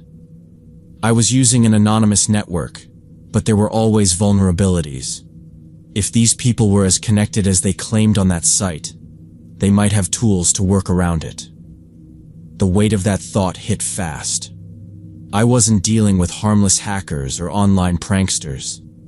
If someone was running a service to find people or pull private records, they weren't amateurs. If my identity ended up linked to them, it wouldn't just be an embarrassment, it could end my career. Even worse, I had no idea what else they might try next. I pushed my chair back and restarted the system immediately, fingers tight on the power button until it shut off. When it came back on, I launched my security suite and started a full antivirus scan across every file, every drive. While it ran, I unplugged the Ethernet cable, switched off the router, and yanked the USB Wi-Fi dongle out of its port. If they were still connected somehow, I wanted that link severed completely. My mind kept circling the possibility that it could have been a false trigger. Zoom and Skype were still running in the background from earlier, and both had permissions for camera use. But the timing was too sharp. I clicked a link. The warning flashed, the camera light came on, and the page hadn't even finished loading. I didn't like coincidences like that, not when they could mean someone was recording me without my consent. I stayed there, watching the scan progress bar crawl forward, the laptop fan running louder under the extra load. My coffee had gone cold, and the room felt too quiet. All I could do was wait for the results, every second feeling like an hour, wondering if somewhere out there, someone was already replaying those few seconds of footage. The next few days were exhausting in a way I'd never experienced before. Every time I turned on my laptop, I felt like I was putting my head back in a noose. I kept replaying the moment the camera light came on, wondering if they'd managed to capture a still image or record video. If they had, what could they do with it? An image of me in my own room could be tied to my username somewhere, linked to an IP address, traced back to my home. I searched the site name, pieces of the URL, even certain phrases I remembered from the page, but almost nothing came up. It was like it didn't officially exist. The few mentions I found were vague forum posts with warnings to stay away. Nothing that gave me a lead on who was behind it or where they were operating from.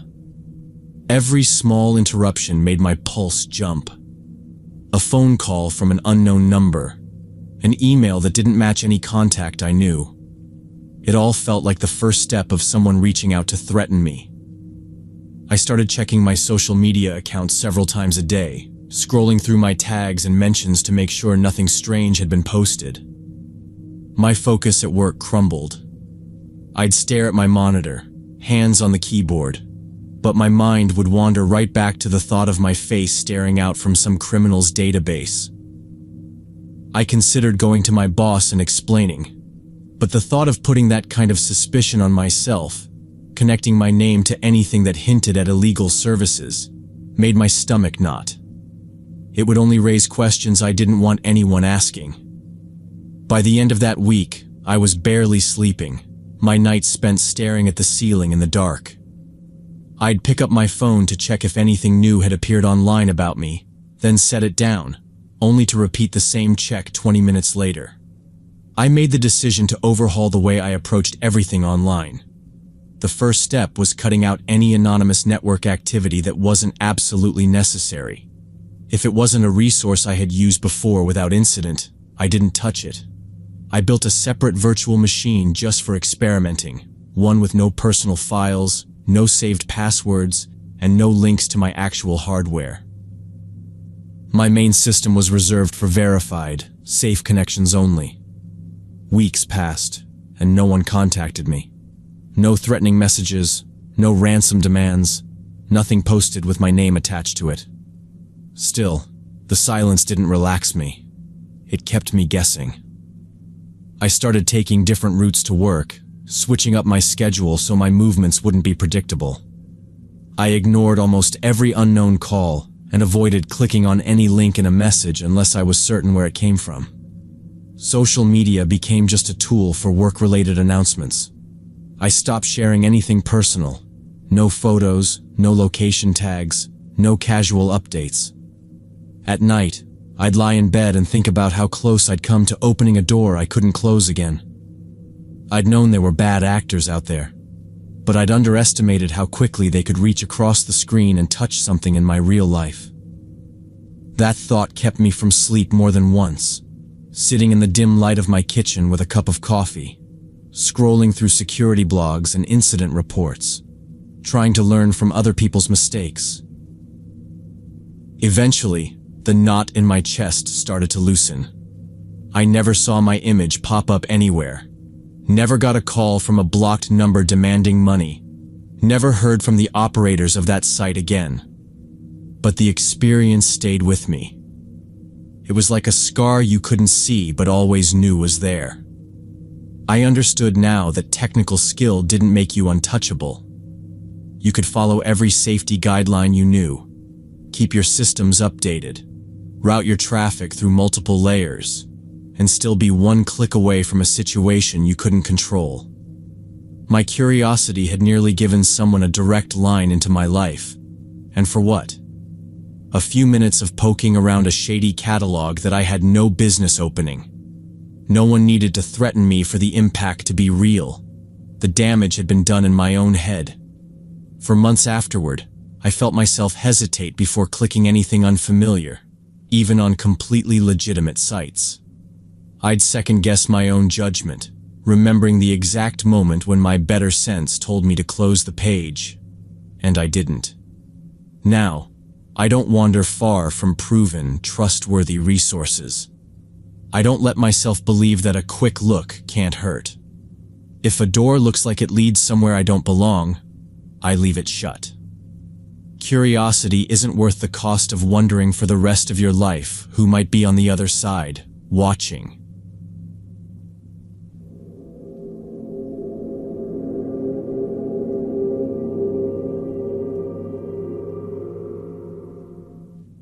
Last summer, I spent my vacation with my friend Brad at his family's ranch in Texas. The house was built back in the 1960s, but Brad's grandfather had recently put in one of those modern smart home systems. Automatic lighting, climate control, all that stuff. Most of our days were taken up helping with the horses and fixing fences around the property. The work was hard, but I liked being outside and learning from Brad's family. His grandfather never seemed to slow down, always tinkering with something around the ranch, even though everyone said he was supposed to be taking it easy. Brad mentioned once that his grandfather had been acting a little secretive lately, but we figured maybe he was planning some surprise for the family.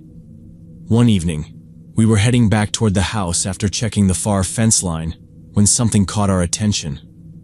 There was light coming from the old barn. That place hadn't been used in years. Not according to anything Brad or his family had told me. The windows were dusty, the doors warped and swollen from the weather. But from the house, you could clearly see light leaking through the cracks in the boards. Brad immediately called his grandfather to see if maybe someone had a reason to be out there. His grandfather sounded confused, almost irritated, and said nobody had been in that barn for a long time. From where we stood, the lights were impossible to miss, so something was definitely going on. Brad grabbed the keys. He kept a full set because we had access to all the buildings for daily chores, and we both decided we should check it out. If someone had broken in, we needed to know. If it was just an electrical problem, we still needed to handle it before something sparked a fire. The barn was a good walk from the main house, far enough that it sat on the edge of the property where the field started giving way to tree line. We brought flashlights just in case, though with how bright the glow was inside, I doubted we'd need them right away. As we closed the distance, we could see more clearly. Multiple lights were on inside, not just one. We unlocked the barn doors and stepped into something that neither of us had been expecting. The interior looked nothing like the dusty, abandoned space I'd seen from the outside. The smell of freshly cut wood filled the air. A full woodworking setup dominated the center. Long workbenches lined with clamps and vices, rows of hand tools hanging neatly on wall racks, and stacks of lumber arranged in perfect order against the far wall. Bright, warm light came from a series of vintage-style fixtures overhead, each one clearly retrofitted with new wiring. The place was spotless. Not a trace of dust or cobwebs, no piles of junk in the corners. In fact, the entire space looked like it was being used daily. Several half-finished pieces of furniture were set out. A pair of ornately carved dining chairs, a coffee table with inlaid wood patterns, and what looked like the beginnings of a large cabinet. The level of craftsmanship was obvious even without touching anything.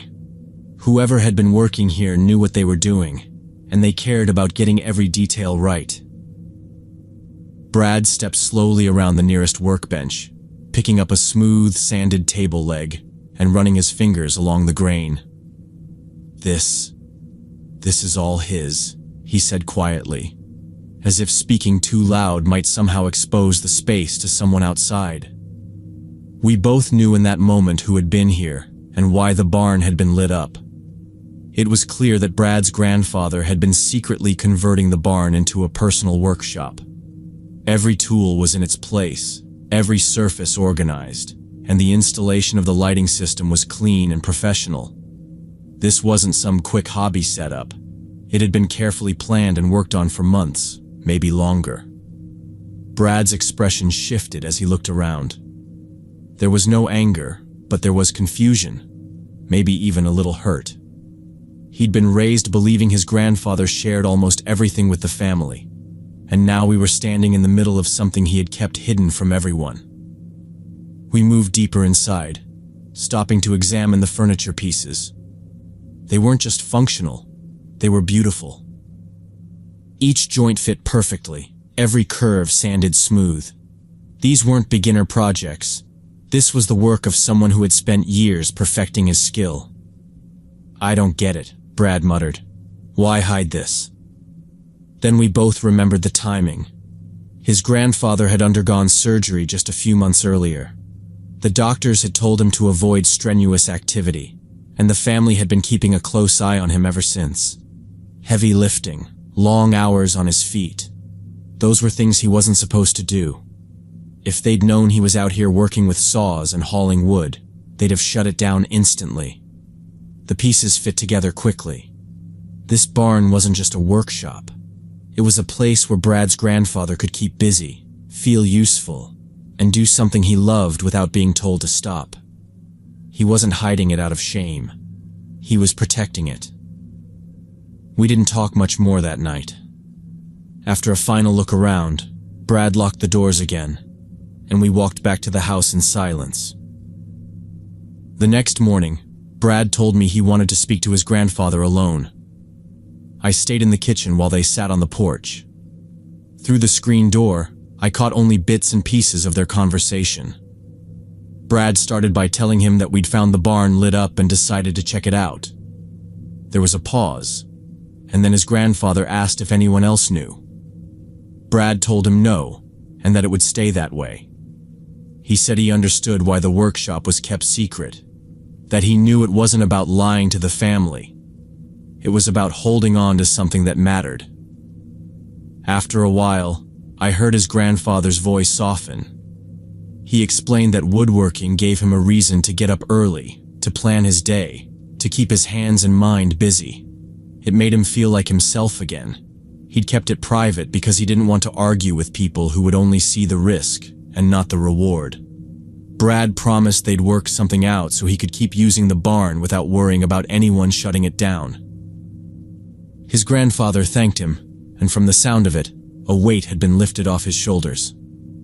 Over the next few days, we didn't bring it up with anyone else. The barn stayed locked, except when Brad's grandfather went out there, and when he did, Brad would sometimes wander in to lend a hand. It became an unspoken agreement. His space, his rules, and no interference. Before I left the ranch at the end of the summer, I stopped by the barn one last time. The chairs we'd seen before were finished now, polished and gleaming in the sunlight coming through the open doors. His grandfather was there, sanding the edges of a new tabletop. He looked up, gave me a nod, and went right back to work. On the drive back home, I thought about how easily we could have gone to the family and blown the whole thing wide open. But it wouldn't have helped him. It would only have taken away something that kept him happy and motivated. Sometimes people keep secrets not because they're doing something wrong, but because they're protecting the things that give their life meaning. That summer, I learned that leaving those secrets alone can be the kindest thing you can do.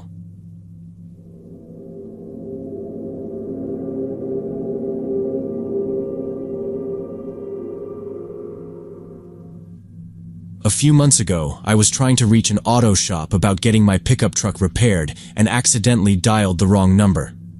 The man who answered had a suspicious tone and immediately asked why I was calling and what I wanted. I told him it was just a mistake, that I was trying to reach a mechanic about my truck. There was a pause, then he said, "I see," in this really flat, cold voice.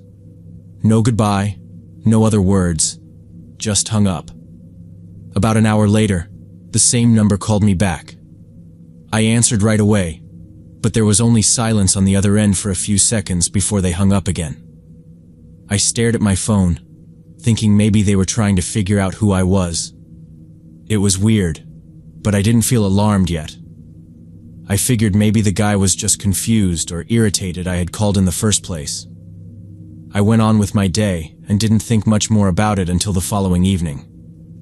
It was around 8:30 when I noticed headlights through the blinds in my living room. I peeked out and saw a dark sedan parked directly across from my house.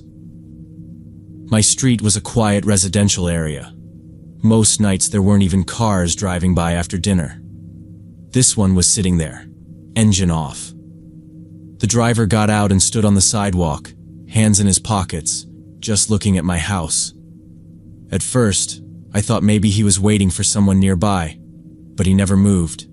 He wasn't on his phone, wasn't smoking, wasn't pacing, just standing there. I stayed at the window, watching him. He didn't glance around the neighborhood or check a watch. His attention never left my place. He stayed like that for 20 minutes before getting back into the car. I expected him to drive off, but he just sat there. I tried to convince myself it was nothing, maybe some rideshare driver waiting for a fare, but something about it didn't fit.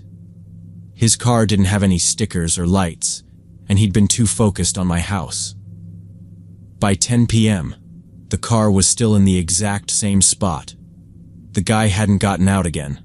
I went from telling myself I was overthinking to wondering if this had anything to do with that wrong number from the night before. The timing felt too close to be a coincidence. When I finally went to bed an hour later, I looked out one last time.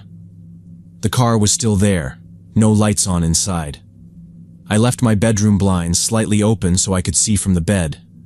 I barely slept, waking up every hour to check. Every time, the car was still parked there, unmoving, until sometime just before sunrise when it was suddenly gone. The next morning started quiet, but by mid-morning, I saw movement outside that didn't sit right with me. Two men in plain clothes and baseball caps were walking down my street. At first glance, they looked like anyone out for a stroll, but I noticed they slowed down significantly when they got in front of my house. Their heads would tilt toward my yard, their eyes scanning. They didn't carry phones, dogs, or groceries, just empty hands in jacket pockets. I watched from the living room window as they continued past, only to reappear from the opposite direction 10 minutes later. Same behavior, slowing, looking, then walking on. It wasn't subtle. Over the next hour and a half, I counted them walking by more than a dozen times, coming from different ends of the street, as if to make it seem random. But the repetition was obvious. Around 4 in the afternoon, I stepped outside under the pretense of bringing in my trash bin. The men weren't around just then, but I could feel eyes on me from somewhere. That evening, as the sun was going down, I happened to glance out the front window. Someone was cutting across my lawn, moving quickly toward the narrow space between my house and the neighbors. By the time I got to the door, they were already disappearing into the shadows between the houses. I didn't see their face or clothes clearly. I had no idea how long they'd been out there or what they had been doing.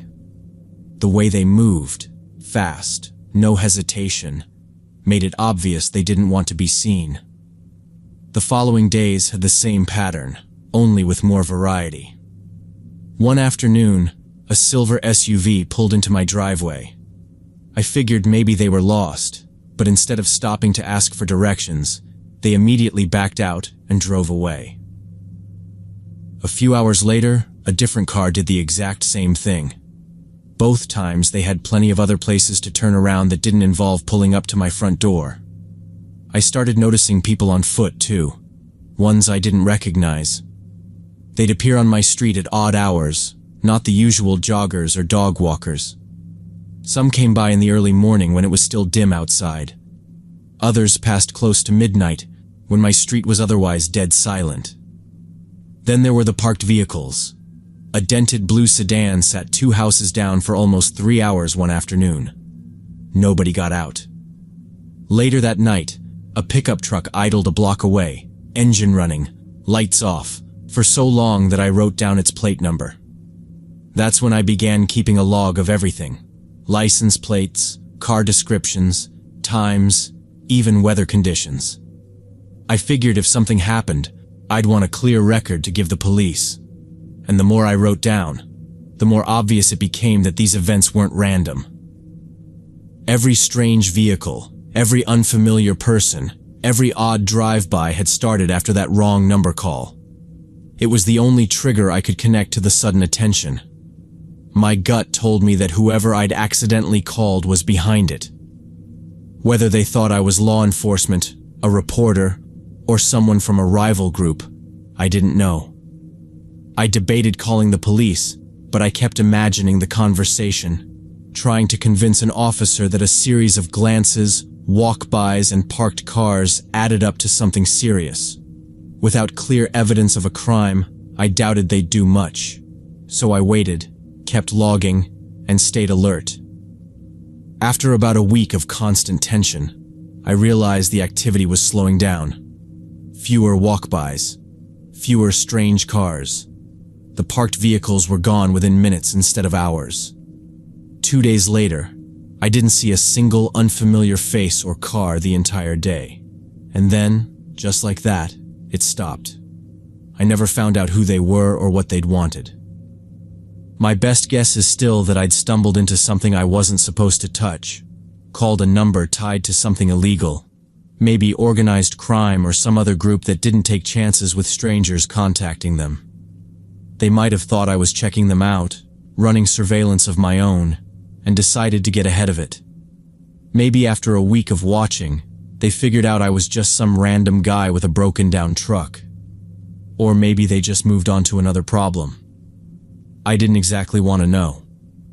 The whole thing taught me how quickly something small, something as harmless as dialing the wrong number, can spiral into something you can't control. I still live in the same house, but I'm more cautious now. I pay attention to every car that drives by twice in a short span. I notice faces I don't recognize. I keep my front blinds angled so I can see out without being seen in. Every so often, I'll catch sight of a slow-moving car or someone pausing at the corner, and for a split second, I feel that same tightness in my chest I had that week. It always turns out to be nothing. Still, I've learned that nothing stays nothing forever, and that being on the radar of the wrong people, even for a moment, can be enough to make you realize how easy it is to lose the comfort of feeling invisible.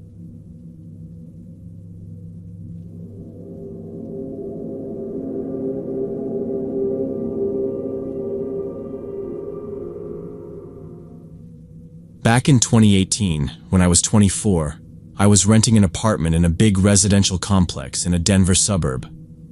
The place had multiple long buildings with 3 floors each, most with small balconies that faced either the central courtyard or the parking lot. I worked as a manager at one of the larger stores in the local mall, which meant I usually didn't get home until late in the evening after closing and finishing the nightly reports. My schedule was the same almost every day, and I usually parked in the same row near the light pole about halfway down the lot. From my car to my building's main door was about a 2-minute walk across open pavement, no trees or corners, just enough distance that anyone looking from the balconies could see me without much trouble. I'd been living there for about 6 months without a single problem. I knew a few neighbors by face and had maybe 2 people I'd nod to when we crossed paths. The summer evenings were warm enough that people were usually outside smoking or sitting on their balconies. Nothing about the place had ever made me feel unsafe. Then, in late June, something started happening that I couldn't quite explain at first. The first time, I just parked after a late shift. I shut my car door, started walking toward the building, and somewhere above me, from one of the balconies, I heard a sharp, short whistle. It wasn't a tune or a song, just two clear notes, like someone trying to get my attention. I glanced up, but in the dark, I couldn't tell which balcony it came from. Nobody called out, so I ignored it and went inside. The next night, it happened again. Same walk, same distance from the building, and the whistle came at almost the exact moment I stepped away from my car.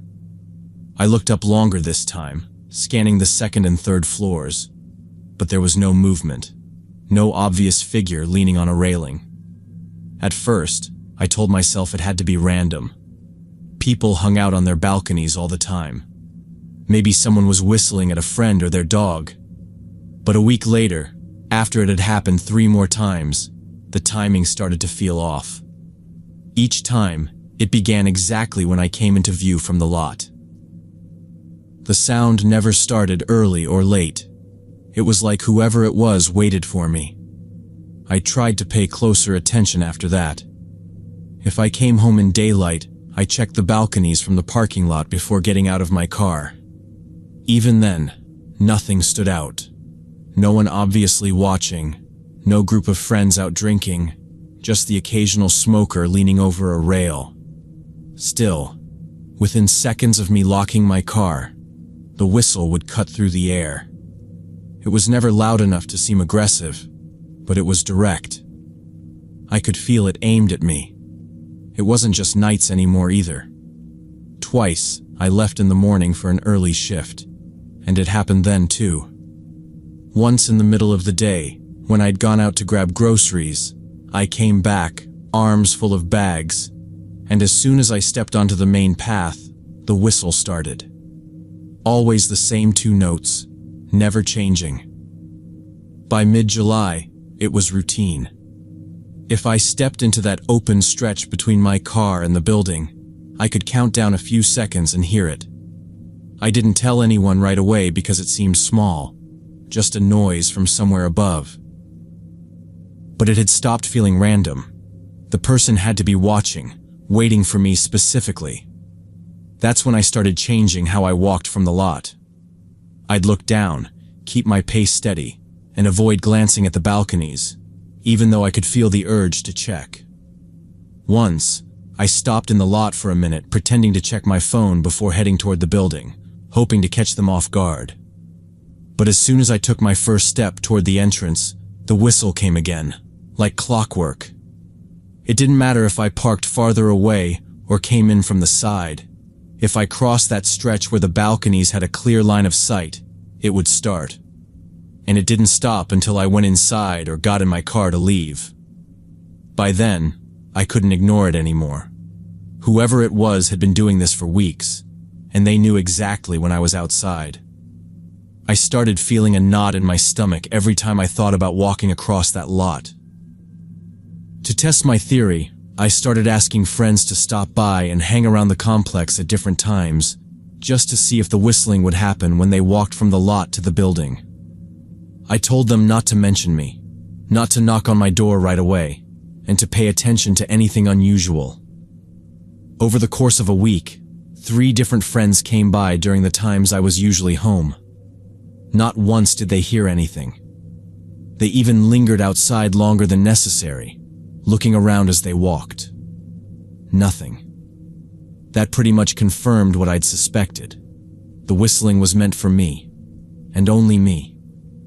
I decided to mix things up even more.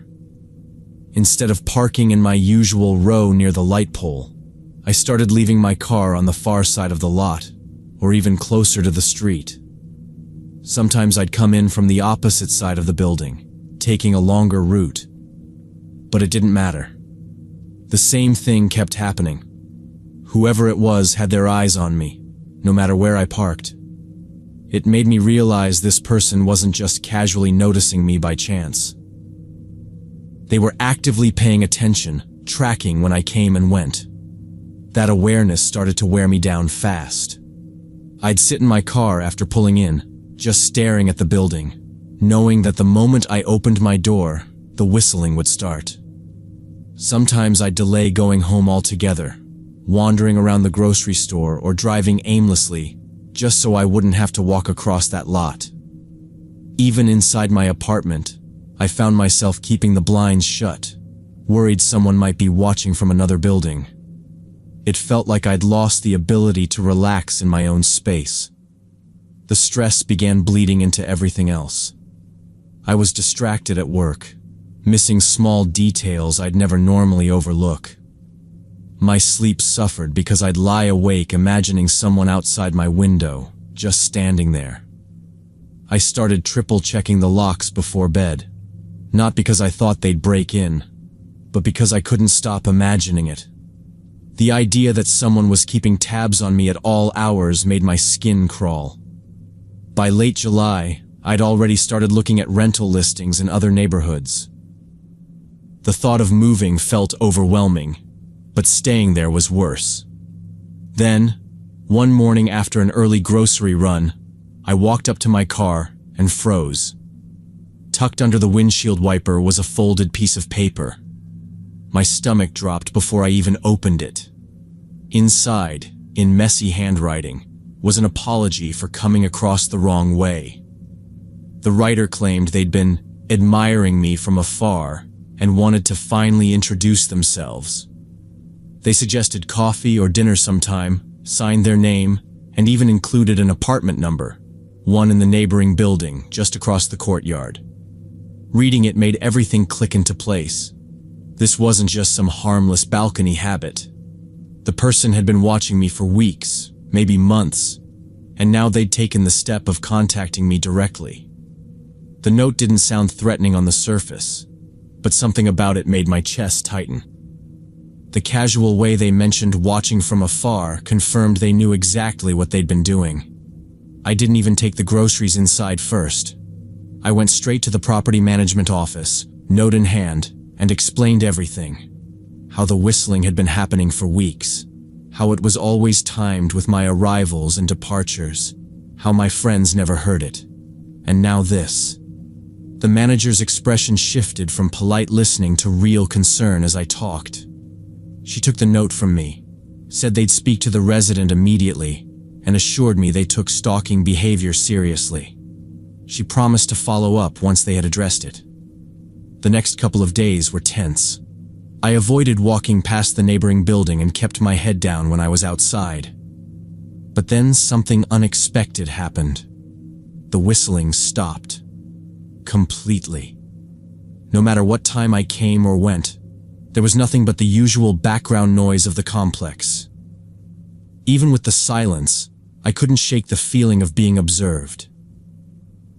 Every time I stepped outside, I caught myself glancing at the balconies, scanning for movement. The relief of not hearing that sound was real, but it didn't undo the months of tension or erase the image of someone sitting there, waiting for me to appear.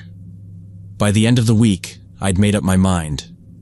I gave my 30-day notice and started packing. I found a small place in a quieter neighborhood, farther from the mall but worth the extra drive. Moving day couldn't come fast enough.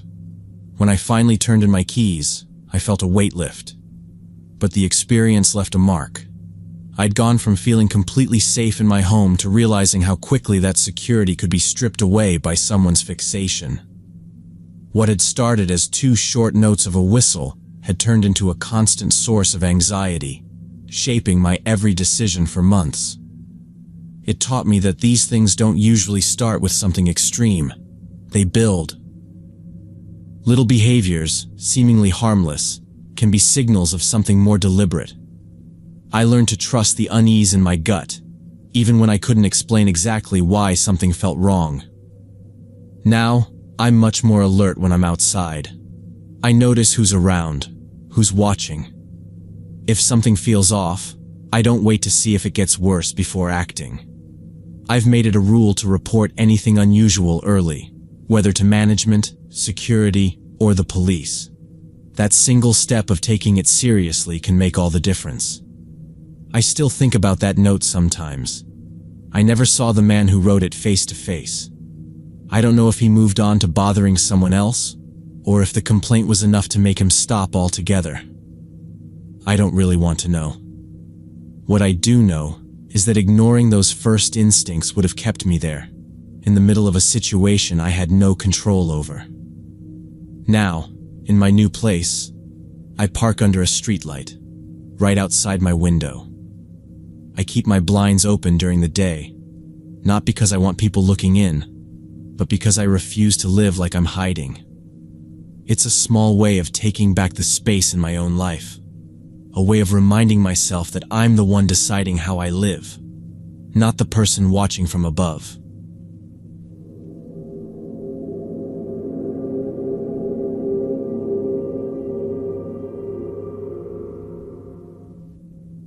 When I was 14, my friends and I would meet almost every evening after school to hang out at the basketball court near the edge of our neighborhood. It wasn't anything fancy, just two faded hoops on cracked asphalt, surrounded by a chain-link fence that rattled when the wind blew. That night, we had stayed later than usual. The streetlights had just flickered on, and the shadows from the trees made the path home feel longer. Someone suggested we cut through the backyard of a house a couple of blocks away. It would shave off several minutes from the walk, and we'd done it before without any problems. The place always looked empty. Overgrown grass, peeling paint, no car in the driveway. We slipped through the gap in the fence along the side, our sneakers crunching on the dry leaves scattered across the yard. The only sounds were the faint hum of a TV from a house down the street, and the distant whoosh of cars on the main road. We were halfway across the patchy lawn when I noticed movement in the corner of my eye. A kitchen window was lit from inside. Behind the glass, a man was standing, his face shadowed, but his eyes locked directly on us. I didn't even have time to say anything before the front door burst open. The slam echoed in the quiet street. Out came a middle-aged guy, stumbling slightly but moving fast, his voice already raised. He was yelling about thieves and criminals, his words cutting through the night air. My friends froze for a second, then started backing away toward the fence. I turned to follow, but before I could move, his hand shot out and grabbed my sleeve. His grip was rough, pulling me off balance, so I stumbled toward him. He shook me hard, the smell of stale beer rolling off him even from that distance. "Where are my tools?" he barked, his face flushed. "You think you can just sneak in here and take my stuff?" I tried to pull back, but his fingers tightened around the fabric, twisting it. The others were already halfway to the fence, glancing back at me but not stopping. My pulse picked up as his voice got louder, each word more aggressive than the last. The smell of alcohol hit me like a solid wall when he leaned in close. His breath was hot, sour, and overwhelming. His words were slurred, but the rage in them was sharp. "Kids like you've been stealing from my shed," he said, shaking me again. "I know it's you. Don't lie to me." I tried to speak, forcing out, "I've never been here before." But it was like talking to a brick wall. His eyes were glazed but locked on mine, his brow furrowed deep. Each time I denied it, his grip seemed to get stronger. The muscles in his forearm tensed against my arm, and no matter how I twisted or pulled, he didn't let go. His voice rose until it was almost a shout, bouncing off the siding of the house and carrying into the street. The porch light above us cast his shadow over me, making him seem even larger. I glanced toward the fence, expecting to see one of my friends still there, maybe about to come back. But they were gone. Not just gone from the yard, gone completely, their silhouettes nowhere on the sidewalk or street. They had bolted the moment things turned ugly, leaving me alone with this drunk stranger in his yard. My stomach dropped.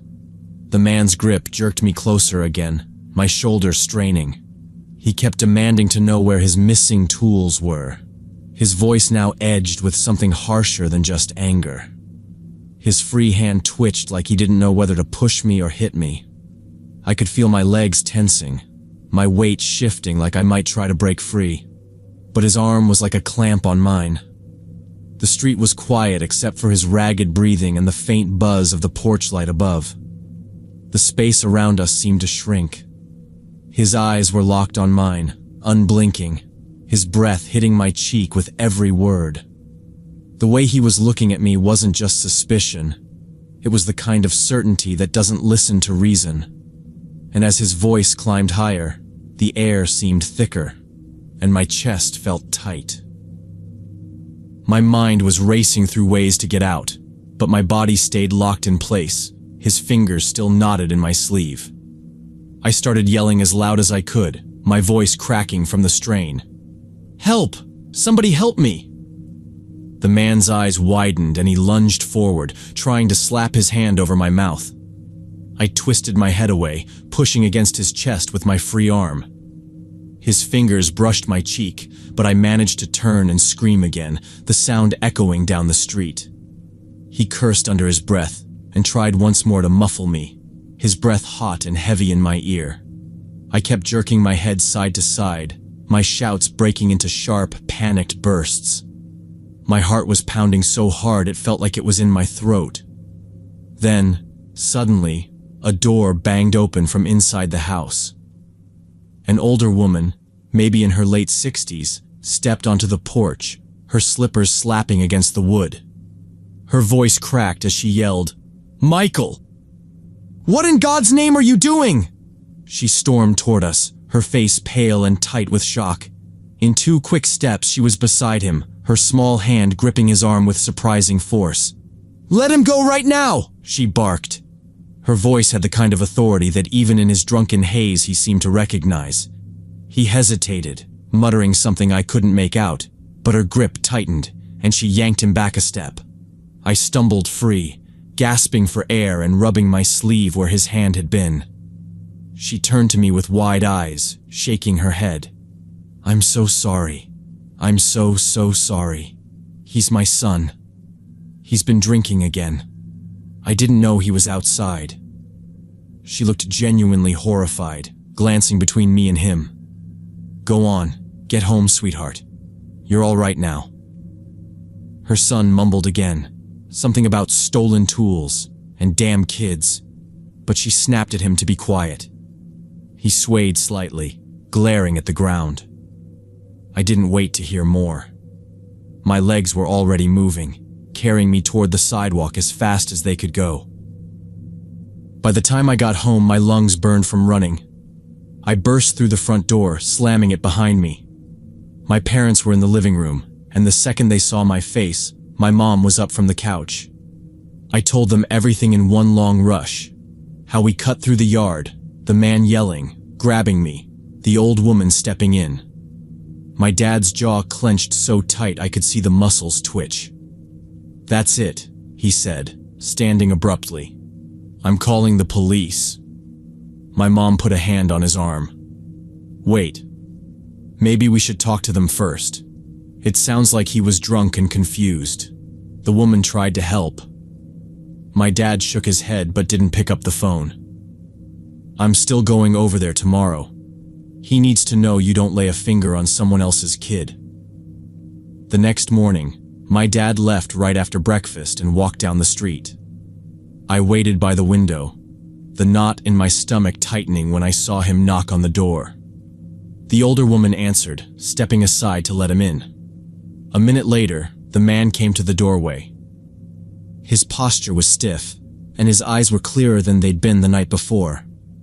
I couldn't hear everything, but my dad's voice was firm. The man didn't try to argue. He just kept nodding, looking embarrassed. He ran a hand through his hair and said something, then glanced toward the ground. When my dad came home, he told me the man had apologized. "He says he's been drinking too much lately," my dad said, still frowning. "Someone stole from his shed, and he thought it was kids. He admits he was way out of line. I told him that if it ever happens again, police will be the next ones knocking on his door." 3 days later, the situation got even stranger. My mom came home from talking with one of our other neighbors and told us that the missing tools had turned up in that neighbor's garage. Apparently, he'd borrowed them weeks earlier and forgot to bring them back. When he found them tucked behind some boxes, he walked them over to return them. The drunk man's accusations had been built on nothing but a bad assumption and too much alcohol. It made the whole thing feel even more ridiculous, though the memory of his grip on my arm still sat heavy in my mind. I told my friends what had happened, and they admitted they felt bad for running off. One of them said he'd thought about coming back, but he was too scared the guy might grab him too. I understood. None of us were used to seeing grown-ups lose control like that. After that night, I stopped taking shortcuts through anyone's yard. Even if a place looked abandoned, I stayed on the sidewalk or took the long way. I kept replaying the moment when the door slammed open, how fast things had gone from normal to dangerous. It was the first time I realized that adults could be unpredictable, that someone could seem harmless one moment and turn threatening the next. Sometimes when I'd pass that house, I'd catch a glimpse of the older woman on the porch, watering plants or sweeping. She'd look up and give me a small, apologetic smile. I'd nod back, but never stop to talk. I didn't see her son much after that. Maybe he stayed inside, or maybe she kept a closer eye on him. But the image of him charging out of the house, yelling about thieves, stayed with me for years. It wasn't just the fear of that night that stuck. It was the understanding that people's judgment can vanish when they're drunk or angry. That even a stranger in your neighborhood can turn into a threat if the wrong assumptions mix with the wrong mood. And once you've seen that up close, you don't forget it.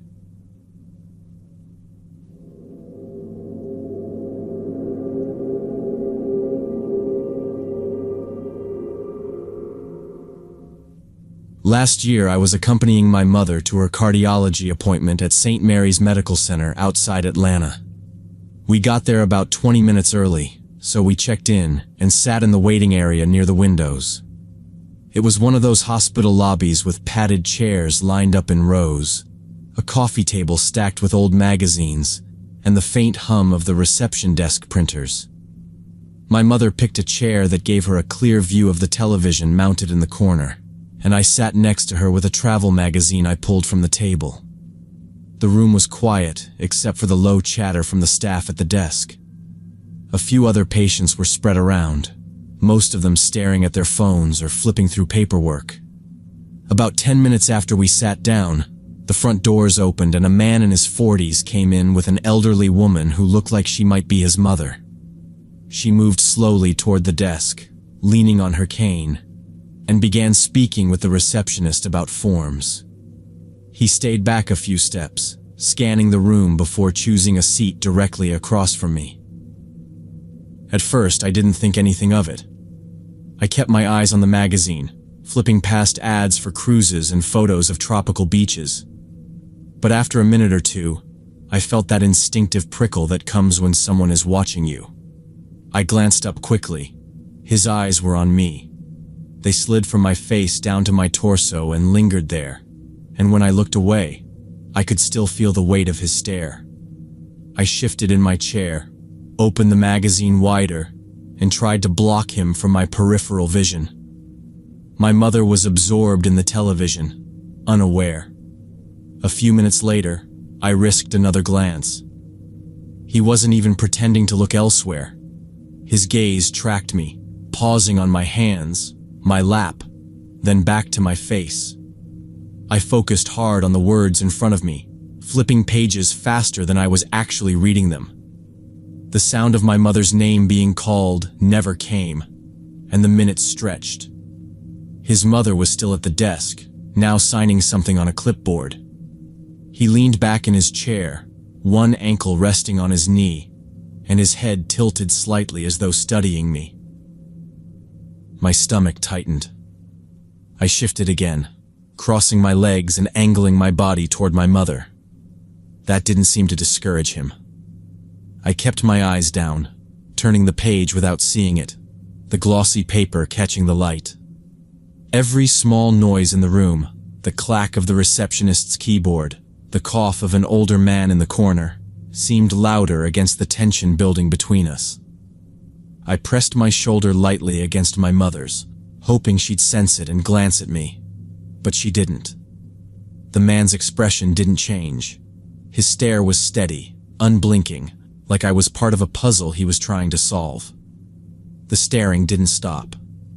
More than 20 minutes had passed since he sat down, and each time I looked up, I caught his eyes still on me. His mother had finished her paperwork long ago and was now seated a few chairs away, flipping through a folded newspaper. Even the nurse at the desk noticed. She looked in our direction twice, her brow tightening slightly before she returned to her computer. That small reaction told me I wasn't imagining it. I slid my chair closer to my mother, closing the gap between us. The man didn't look away. If anything, he leaned forward slightly, his focus sharper. The shift made my pulse quicken. Other patients were starting to glance back and forth between us, their expressions awkward, like they were picking up on the uncomfortable undercurrent. I thought about asking the receptionist if there was another seating area we could wait in, but the idea of getting up and walking past him made my skin crawl. My mother finally looked over at me, puzzled, and I gave a small shake of my head.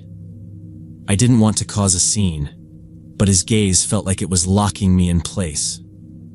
The hum of quiet conversation had faded. Even without words, his behavior was making the whole waiting room uneasy. When I needed to use the restroom, I kept my eyes on my lap for several minutes, debating whether I could wait until we got home. The discomfort in my stomach told me I couldn't. The problem was the hallway. It ran straight past where he was sitting. I tried to time it so I'd get up while he was looking away, but he never seemed to look anywhere else. Eventually, I took a slow breath, stood, and walked toward the sign pointing to the women's bathroom. I could feel his gaze on my back the whole way. I pushed open the bathroom door and let it close behind me. I'd just stepped toward the sinks when I heard footsteps in the hallway, quicker than a walk, but not quite a run. The door opened again. He stepped inside, filling the doorway, his hand resting on the edge so it couldn't swing shut. He looked around briefly, then locked his eyes on me. "I just wanted to get to know you," he said, taking a step forward. I moved back until I felt the tiled wall against my shoulders. "You need to leave right now," I told him, keeping my voice firm. He smiled faintly, as if I'd made a joke. "I'm not going to hurt you. I just thought we could talk." The smell of the hospital disinfectant mixed with the faint scent of his cologne, heavy and out of place in the sterile room. I stepped sideways toward the stalls, but he mirrored the movement, narrowing the space between us. My chest tightened, and my hands curled into fists. "I said leave," I repeated, louder this time. He took another step forward, closing the gap so much that I could see the small scuffs on the toes of his shoes. My exit was cut off, and the awareness of the solid wall at my back made the room feel smaller than it was.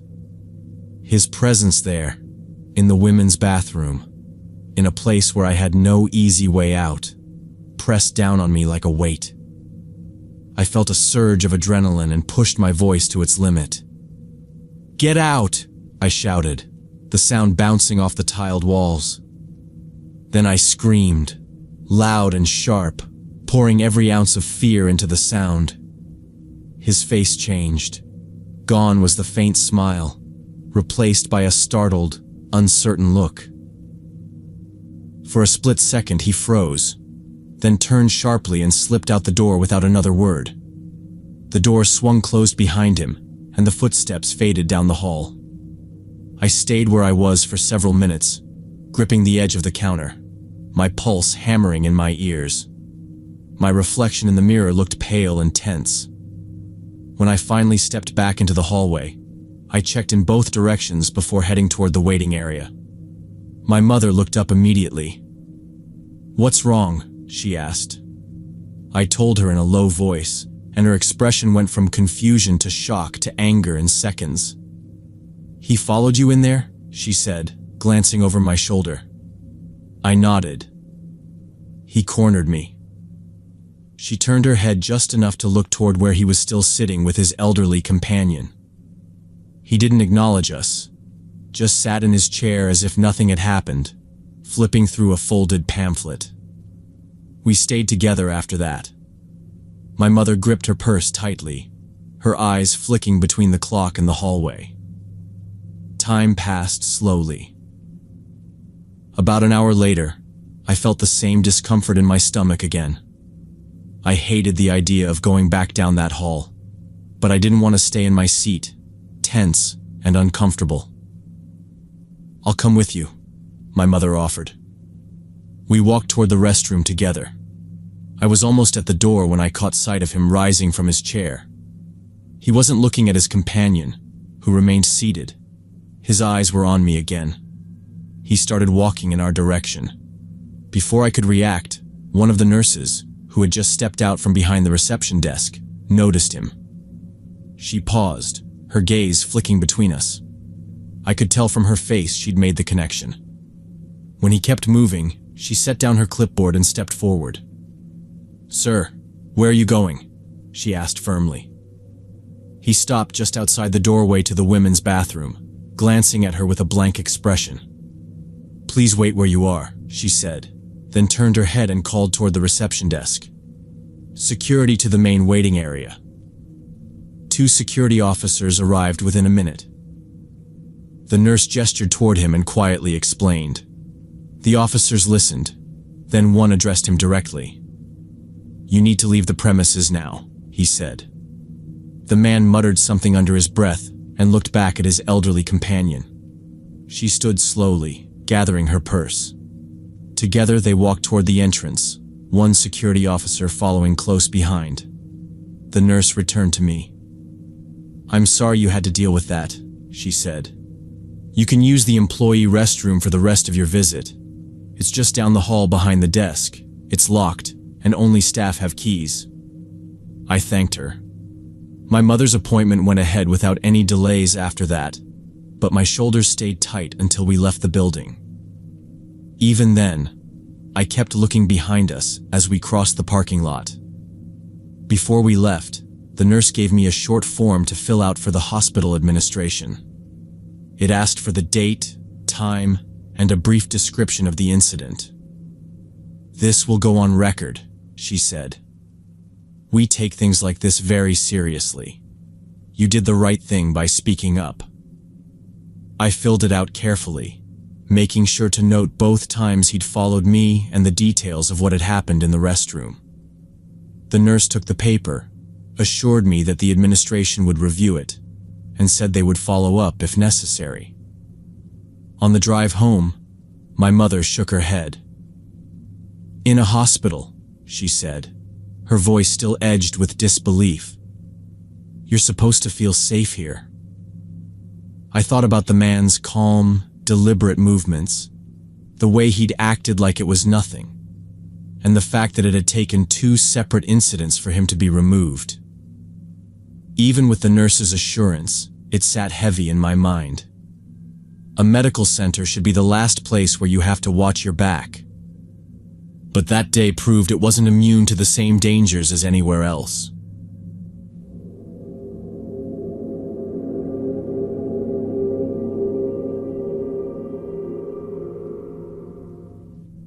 When I was 16, Ethan moved to our small-town high school from another state.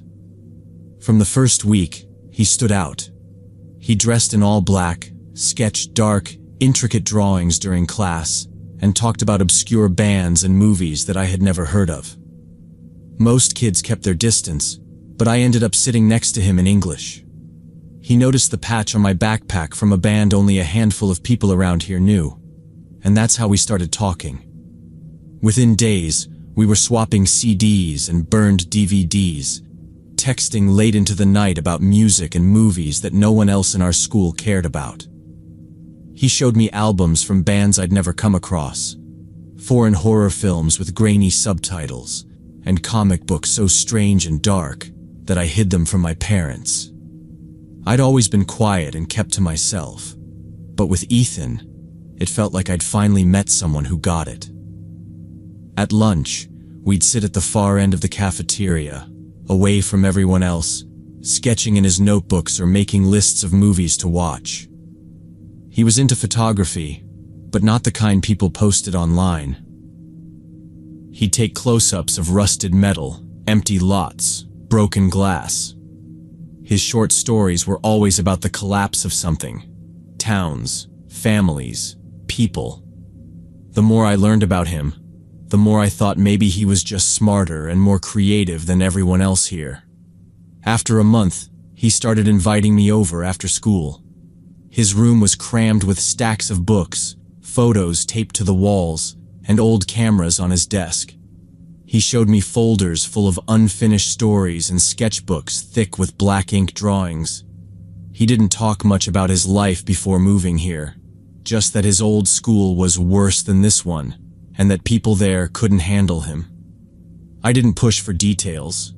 He could be funny, in his own sarcastic way, but most of the time he kept the conversations focused on music, movies, and art. It wasn't like hanging out with anyone else in town. No football games, no talking about who was dating who. Just long hours of sharing weird creative stuff. At that point, nothing seemed off about it. Then Ethan started asking me to skip classes with him. At first, it was just walking to the gas station during study hall, then coming back before anyone noticed. But after a while, he wanted to go further, into old buildings on the edge of town.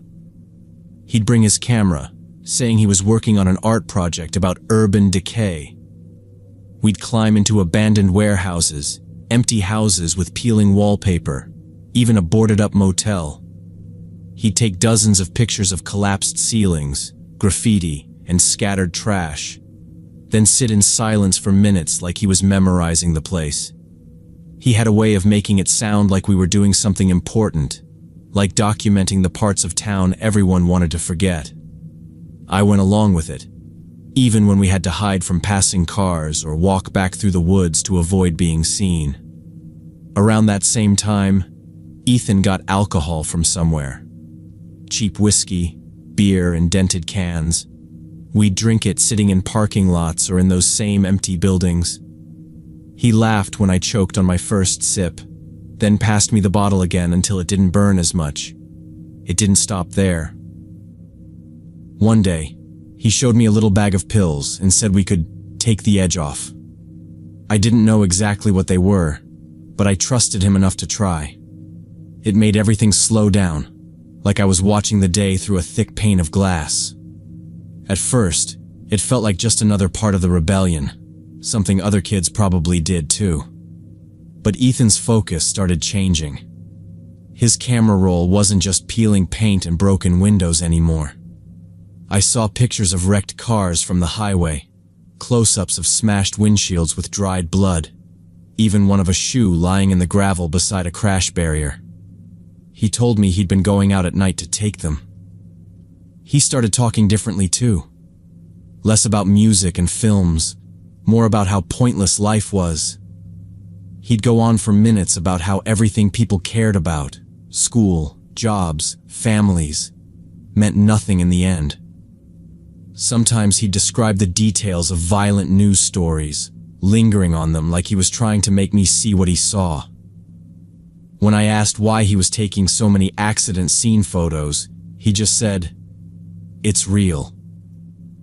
People don't want to look at real things." Then he'd change the subject. The days we skipped school got longer. We weren't just hanging out in abandoned places anymore. We'd be walking along the railroad tracks, sitting in the middle of empty overpasses, or parked by the side of the road in his beat-up car, not talking much at all.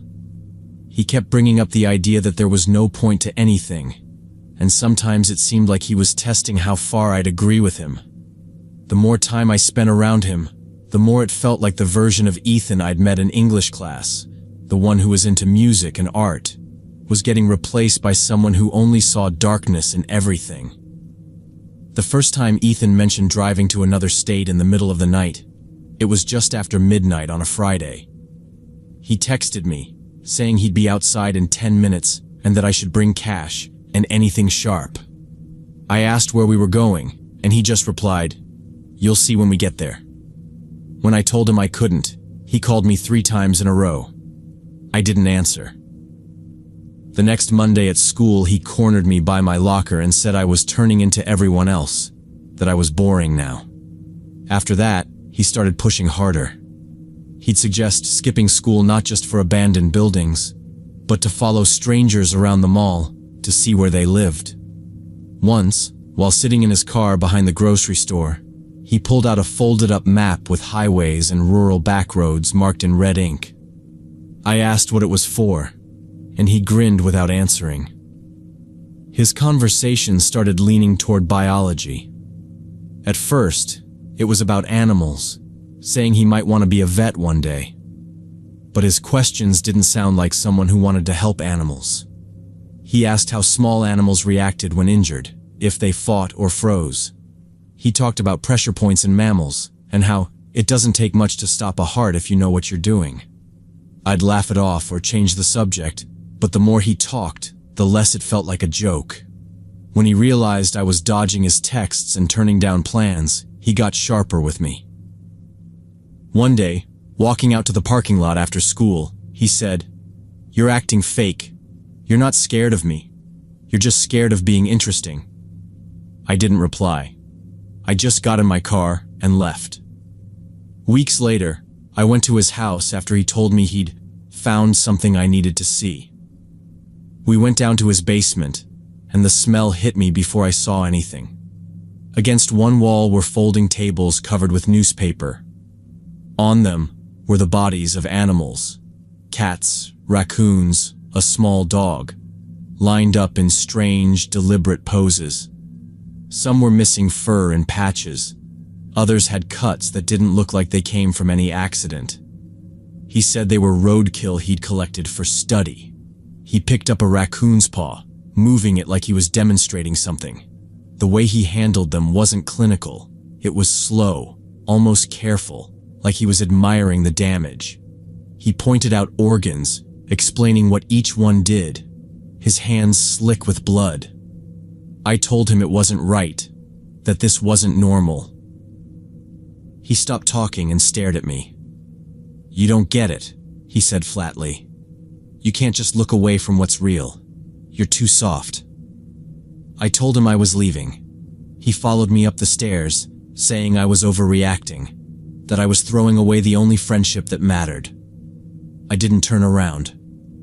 That night, I deleted his number from my phone. After that, the messages started. First, just call me. Then longer ones accusing me of betraying him. He'd comment on posts I made, saying I was lying to myself and that I'd regret shutting him out. I blocked him on everything, but he found ways around it, asking people we both knew to tell me he just wanted to talk. I ignored every attempt. By spring, I hardly thought about him anymore. Then someone mentioned in class that Ethan wasn't coming back to school. His parents had pulled him out, and he was being taught at home because of some incidents. No one knew the details, but the way people said it, everyone understood it wasn't something small. Hearing that didn't make me feel relieved, just cold. I thought about the basement, the way he'd looked at me when I told him it was wrong. I wondered what he was doing now, and if his parents had any idea what he'd been capable of. I never saw him again. But sometimes, if I'm driving late at night and I pass an empty road or a dead animal on the shoulder, I think about his map with the red lines and the way he'd said I was too soft. I know I made the right choice cutting him off. I just wish I'd done it sooner.